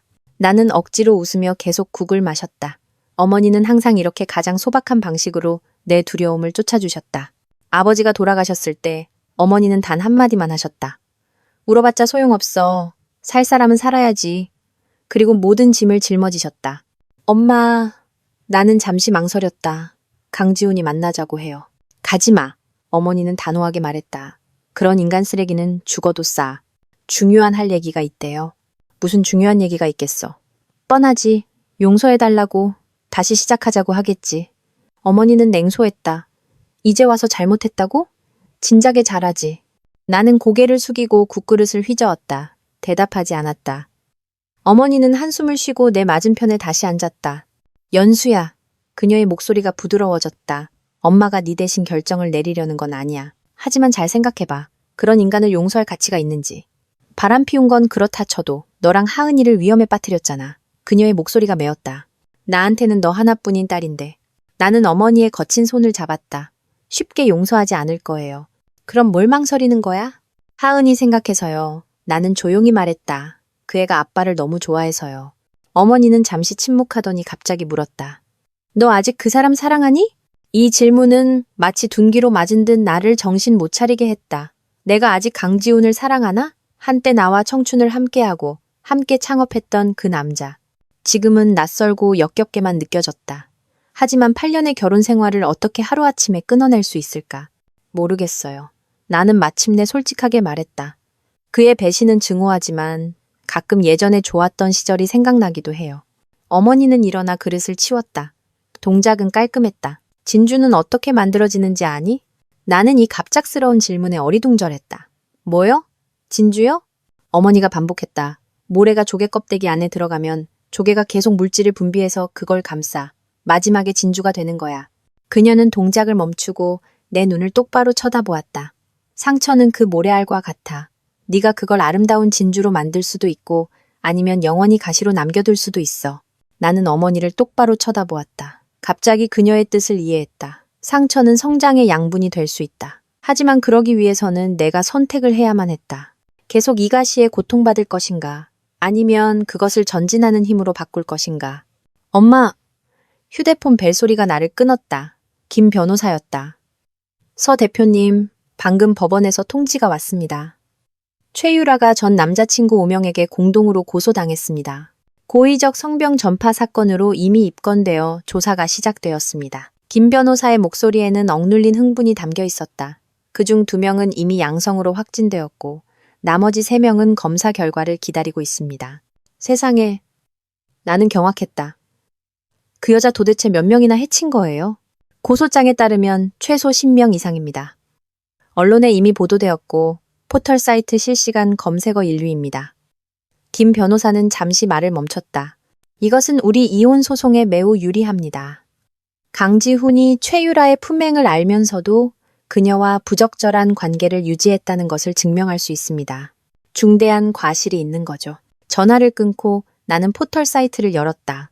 실시간 검색어 1위는 재벌가 딸 최 씨, 고의적 성병 전파였다. 클릭하자 최유라의 모자이크 처리된 사진과 상세한 보도가 나왔다. 댓글창은 아수라장이었다. 분노하며 비난하는 사람도 있었고 자신의 비슷한 경험을 공유하는 사람도 있었다. 왜 그래? 어머니가 궁금해하며 물었다. 나는 휴대폰을 건넸다. 어머니는 다 보고 나서 냉소했다. 엇보네. 저런 인간은 지옥에나 가야지. 어머니의 의로운 분노를 보며 나는 갑자기 약간의 후련함을 느꼈다. 최유라는 마침내 자신의 행동에 대한 대가를 치렀다. 그리고 강지훈, 그도 가장 가혹한 처벌을 받고 있다. 가정, 사업, 그리고 건강까지 잃었다. 엄마, 저 강지훈 만나러 가기로 결정했어요. 나는 조용히 말했다. 그를 용서하기 위해서가 아니라 제 자신에게 마침표를 찍기 위해서요. 어머니는 나를 깊이 쳐다보더니 마침내 고개를 끄덕였다. 네가 다 컸으니 네가 알아서 결정해. 하지만 기억해. 무슨 결정을 하든 엄마는 너를 지지해. 다음 날 오전 나는 약속대로 시내의 한 카페에 도착했다. 강지훈은 이미 구석자리에 앉아 기다리고 있었다. 앞에 커피는 한 모금도 마시지 않았다. 3개월 만에 본 그는 거의 해골처럼 말라 있었다. 한때 잘 맞던 정장은 이제 헐렁하게 몸에 걸쳐져 있었고 눈 밑에는 짙은 다크서클이 있었다. 연수야. 그가 일어섰다. 목소리는 쉬어 있었다. 와줘서 고마워. 나는 대꾸하지 않고 바로 앉아 아메리카노 한 잔을 주문했다. 웨이터가 떠난 후 우리 사이에는 어색한 침묵이 흘렀다. 강지훈의 손가락은 끊임없이 책상을 두드렸고 시선은 흔들리며 감히 나와 마주치지 못했다. 검사 결과는 어떻게 됐어요? 나는 마침내 침묵을 깼다. 그가 쓴웃음을 지었다. 양성. 바이러스 수치는 높지 않아. 의사가 약만 제때 먹으면 오래 살 수 있다고 하더라. 잠시 말을 멈추고 그는 덧붙였다. 당신 결과는 다음 주에 나와요. 나는 짧게 대답했다. 강지훈이 갑자기 내 손을 잡았다. 연수야, 만약 당신도 양성이면 내가 끝까지 책임질게. 치료비, 생활비. 나는 거칠게 손을 빼냈다. 무슨 수로 책임지겠다는 거죠? 회사 지분은 이미 나한테 넘어왔고 당신이 지금 사는 오피스텔도 내 명의예요. 그는 뜨거운 것에 닿은 듯 손을 움츠렸다. 어깨가 축 처졌다. 내가 이런 말 할 자격 없는 거 알아. 하지만 정말 후회해. 뭘 후회하는데요? 나는 차갑게 물었다. 바람 피운 걸 후회하는 건가요? 아니면 콘돔을 안 쓴 걸 후회하는 건가요? 강지훈의 얼굴이 순간 새하얗게 질렸다. 그는 고개를 숙였다. 목소리는 거의 들리지 않았다. 둘 다 후회해. 특히 당신과 하은이를 위험에 빠뜨린 거. 웨이터가 커피를 가져다 주면서 이숨 막히는 대치는 잠시 중단되었다. 나는 한 모금 마셨다. 쓴맛이 혀끝에 퍼졌다. 이 가게의 커피는 한때 나와 강지훈이 가장 좋아했던 곳이었다. 주말에 종종 와서 잠시 앉아있곤 했다. 지금은 같은 맛인데도 쓴맛만 남았다. 중요한 할 얘기가 있다고 했잖아요. 나는 컵을 내려놓고 본론으로 들어갔다. 강지훈은 서류 가방에서 서류철 하나를 꺼냈다. 내가 정리한 자료들이야. 최유라 일은 들었겠지만 언론에 보도되지 않은 세부 사항들이 있어. 나는 서류철을 펼쳤다. 안에는 최유라의 상세한 배경 조사가 있었다. 그녀는 3년 전에 자신이 HIV에 감염된 것을 알았지만 어떤 성관계 파트너에게도 알리지 않았다.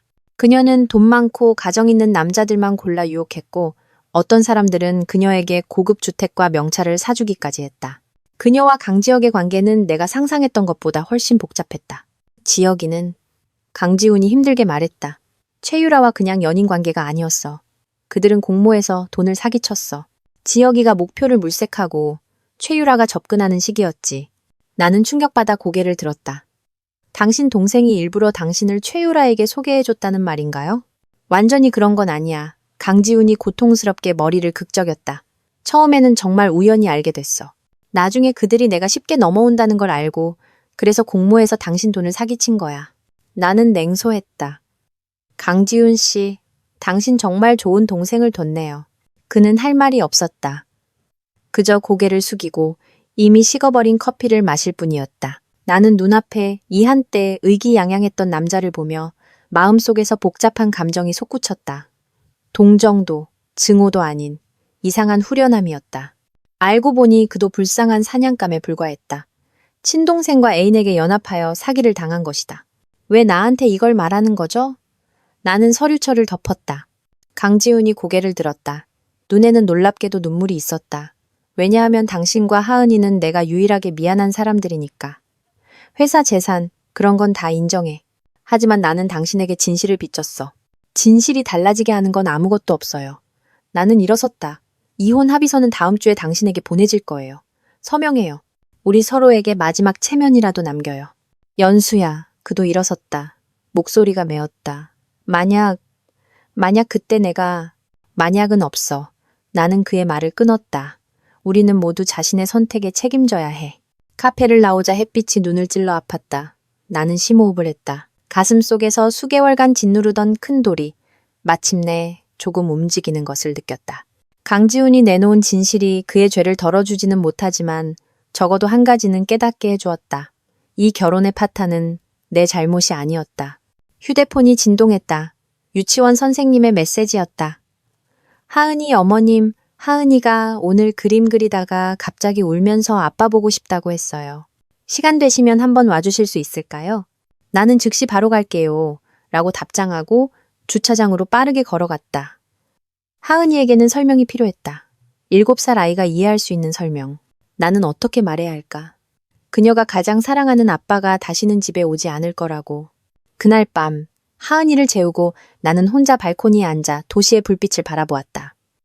휴대폰에는 김 변호사가 보낸 이혼 합의서 최종안이 있었다. 강지훈이 서명하기만 하면 효력이 발생한다. 내 검사 결과는 사흘 후에야 나온다. 하지만 결과가 어떻든 삶은 계속되어야 한다. 어머니의 말이 귓가에 맴돌았다. 진주는 어떻게 만들어지는가? 상처는 아름다운 진주가 될 수도 있고 영원히 가시로 남을 수도 있다. 선택권은 내 손에 있다. 나는 휴대폰을 들어 수원에게 전화를 걸었다. 수원아, 주말에 시간 있어? 네가 말했던 그 학군 좋은 아파트 좀 보러 가고 싶어서. 전화를 끊고 나는 오랜만에 느껴보는 편안함을 느꼈다. 내일 태양은 변함없이 뜰 것이고 나와 하은이의 삶도 새로운 장을 펼칠 것이다. 법정의 나무 벤치는 딱딱하고 차가웠다. 나는 자세를 고쳐 앉고 피고석에 앉은 강지훈을 보았다. 3개월 만에 본 그는 지난번보다 더 초췌했다. 움푹 들어간 눈두덩과 야윈 뺨 때문에 10살은 더 늙어 보였다. 그는 계속해서 넥타이를 만지작거렸고 시선은 흔들리며 끝내 내 쪽을 쳐다보지 못했다. 원고 측 최종 변론 시작하십시오. 판사가 법봉을 두드렸다. 나는 일어나 정장 재킷의 옷깃을 정리했다. 오늘은 일부러 가장 격식 있는 짙은 남색 정장을 선택했다. 머리는 한 올에 흐트러짐 없이 올렸고 화장은 크고 정교하게 했다. 나는 모든 사람에게 보여주고 싶었다. 서연수는 버림받은 원망스러운 여자가 아니라 존엄한 승리자라는 것을. 존경하는 재판장님, 내 목소리는 조용한 법정에서 유난히 또렷하게 울렸다. 지난 8개월간의 소송 과정에서 저희는 피고 강지훈에게 중대한 혼인 파탄의 책임이 있음을 증명하는 충분한 증거를 제출했습니다. 오늘 저는 몇 가지 핵심 사실을 간략하게 요약하고자 합니다. 나는 프로젝터를 향해 걸어가 USB를 꽂았다. 화면에는 먼저 강지훈과 최유라가 제주도에서 찍은 친밀한 사진이 표시되었다. 이어서 일련의 호텔 숙박 기록과 애매한 문자 메시지가 나왔다. 첫째, 피고는 장기간 저의 가장 친한 친구와 부적절한 관계를 유지하며 혼인에 충실 의무를 심각하게 위반했습니다. 다음 증거는 회사 재무이상, 기록과 강지혁의 증언 영상이었다. 시동생은 가명을 위해 강지훈과 공모하여 회사 자산을 빼돌린 사실을 자백했다. 둘째, 피고는 직무상 편의를 이용하여 동생 강지혁과 공모하여 회사 재산 1억 500만 원을 횡령했으며 이는 형사범죄에 해당합니다. 가정적인 요소를 고려하여 저희는 아직 형사소송을 제기하지 않았지만 추후 소송할 권리를 보유하고 있습니다. 마지막으로 나는 최유라의 진료기록 사본과 강지훈의 HIV 양성진단 보고서를 제시했다. 이 의료 서류들이 대형 화면에 나타났을 때 방청석에서는 웅성거림이 일었다. 강지훈은 거칠게 고개를 숙였고 어깨가 격렬하게 떨렸다. 셋째, 피고의 불충실한 행위는 정신적 피해를 야기했을 뿐만 아니라 원고를 심각한 건강 위험에 노출시켰습니다. 저의 HIV 검사 결과가 음성으로 나온 것은 실로 다행스러운 일입니다. 원고석으로 돌아와 나는 심호흡을 하고 오랫동안 준비한 말을 했다. 위와 같은 사실에 근거하여 저는 재판부에 이혼 판결을 요청합니다. 딸 강하은의 양육권은 제가 가지며 가정 재산은 원고가 제출한 방안대로 분할해 주시기 바랍니다. 피고의 과실 행위는 혼인관계의 기초를 심각하게 파괴했으며 원고는 이 관계를 계속 유지할 수 없고 원하지도 않습니다. 강지훈의 변호사가 일어나 반박하며 그의 의뢰인이 이미 잘못을 인정하고 보상할 의사가 있음을 강조했다. 하지만 판사가 강지훈 본인의 의견을 물었을 때 그는 그저 고개를 저으며 쉰 목소리로 말했다. 저는 서연수 씨의 결정을 존중합니다. 판사는 30분간 휴정하고 합의를 진행한다고 선언했다. 나는 복도로 나가 숨을 돌렸다. 창문 너머로 바깥의 플라타너스 나무를 보았다. 6월의 햇살이 나무숲을 통해 땅에 얼룩덜룩한 그림자를 드리웠다. 마치 나와 강지훈이 결혼하던 날 캠퍼스의 풍경 같았다. 연수야. 나는 돌아섰다. 강지훈이 몇 걸음 떨어진 곳에 서 있었다. 두 손을 불안하게 모으고 있었다. 그의 정장 재킷은 헐렁하게 걸쳐져 있었고 한때 나를 매료시켰던 꼿꼿한 자세는 이제 노인처럼 구부정했다. 무슨 일이죠? 나는 평온하게 물었다. 직접 사과하고 싶어서. 그의 목소리가 메었다. 미안해. 모든 것에 대해. 나는 그의 붉어진 눈가와 떨리는 입술을 보았다.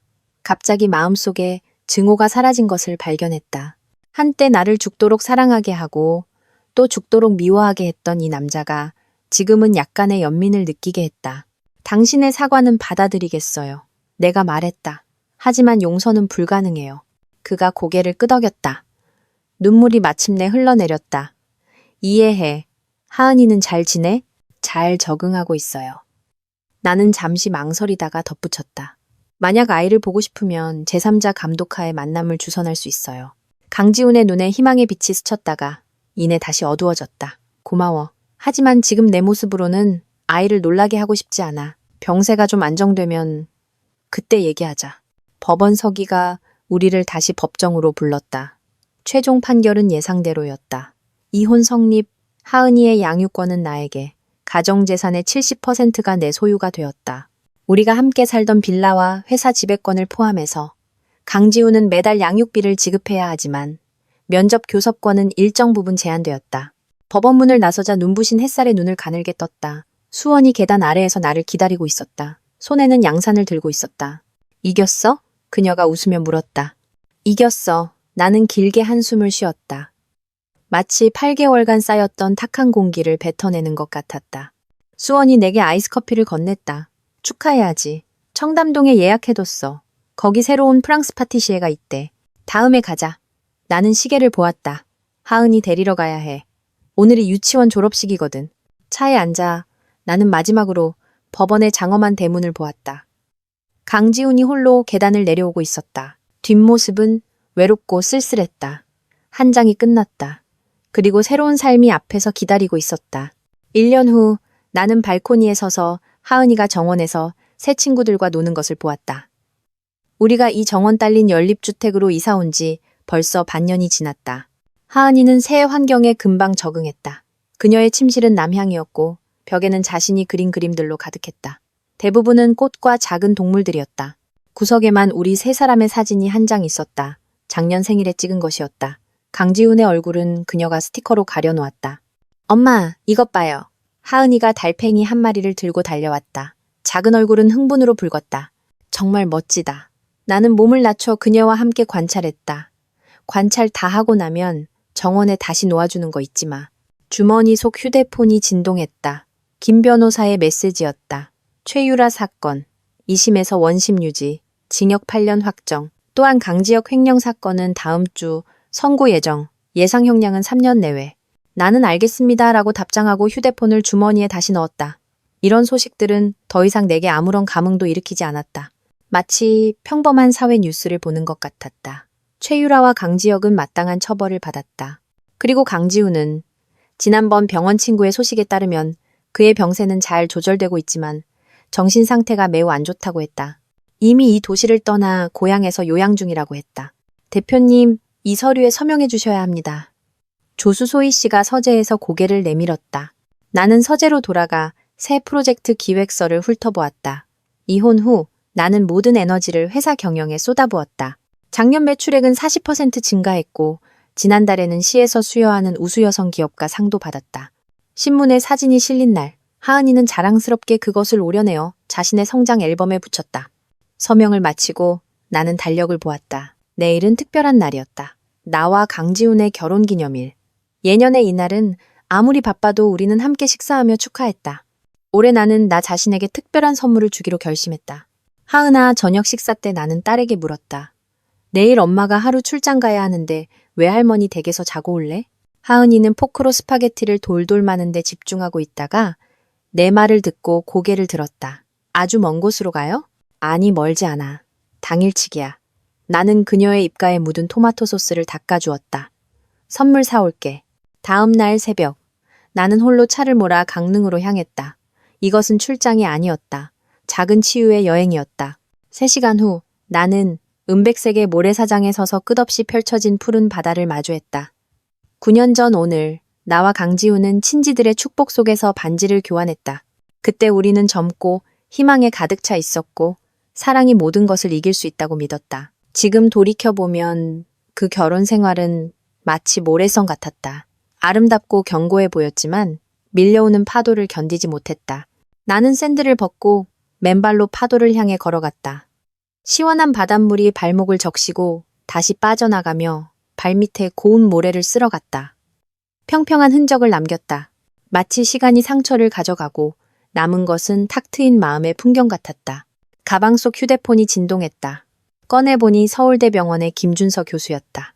작년 검사 소동 이후 우리는 좋은 친구가 되었다. 연수 씨, 오늘 무슨 날인지 기억해요? 그가 웃으며 물었다. 물론이죠. 제 재검사 날이잖아요. 나는 시계를 보았다. 하지만 오늘 바다에 와 있어서 내일 아침에 병원에 갈게요. 급한 거 아니에요. 그냥 정기적인 알림이에요. 그는 잠시 말을 멈췄다. 사실 제가 전화한 건 주말에 시간 있는지 물어보려고요. 새로 생긴 이탈리아 레스토랑이 있는데 나는 멀리 수평선이 맞닿은 곳을 바라보았다. 입꼬리가 저절로 올라갔다. 좋아요. 하지만 하은이도 데려가야 해요. 물론이죠. 저 그 꼬마 아가씨 정말 좋아해요. 김 교수의 목소리는 따뜻하고 진솔했다. 그럼 토요일 저녁 6시에 제가 데리러 갈게요. 전화를 끊고 나는 짠내음 섞인 공기를 깊이 들이마셨다. 김준서 교수는 좋은 사람이다. 전문적이고 신중하며 무엇보다도 나와 하은이의 속도를 존중해준다. 우리는 몇 번 데이트를 했고 그때마다 그는 하은이에게 작은 선물을 잊지 않았으며 구시 전에는 나를 집에 데려다 주었다. 그가 하은이의 생활 리듬을 알기 때문이었다. 파도가 점점 높아졌다. 나는 몇 걸음 뒤로 물러나 마른 모래 위에 앉았다. 멀리서 몇몇 아이들이 모래성을 쌓고 있었다. 웃음소리가 바람을 타고 들려왔다. 나는 눈을 감고 햇살과 바닷바람을 느꼈다. 문득 내가 이렇게 평온하고 만족스러웠던 적이 아주 오래되었다는 것을 깨달았다. 강지훈, 최유라, 강지혁, 한때 나를 밤새 잠 못 이루게 했던 그 이름들이 지금은 마치 오래된 기억처럼 느껴졌다. 상처는 진짜였지만 치유도 가능했다. 어머니가 말씀하셨듯이 상처는 가시가 될 수도 있고 진주가 될 수도 있다. 선택권은 내 손에 있다. 해가 서쪽으로 기울기 시작했다. 나는 일어나 모래를 털고 돌아갈 준비를 했다. 떠나기 전 나는 가방에서 작은 상자 하나를 꺼냈다.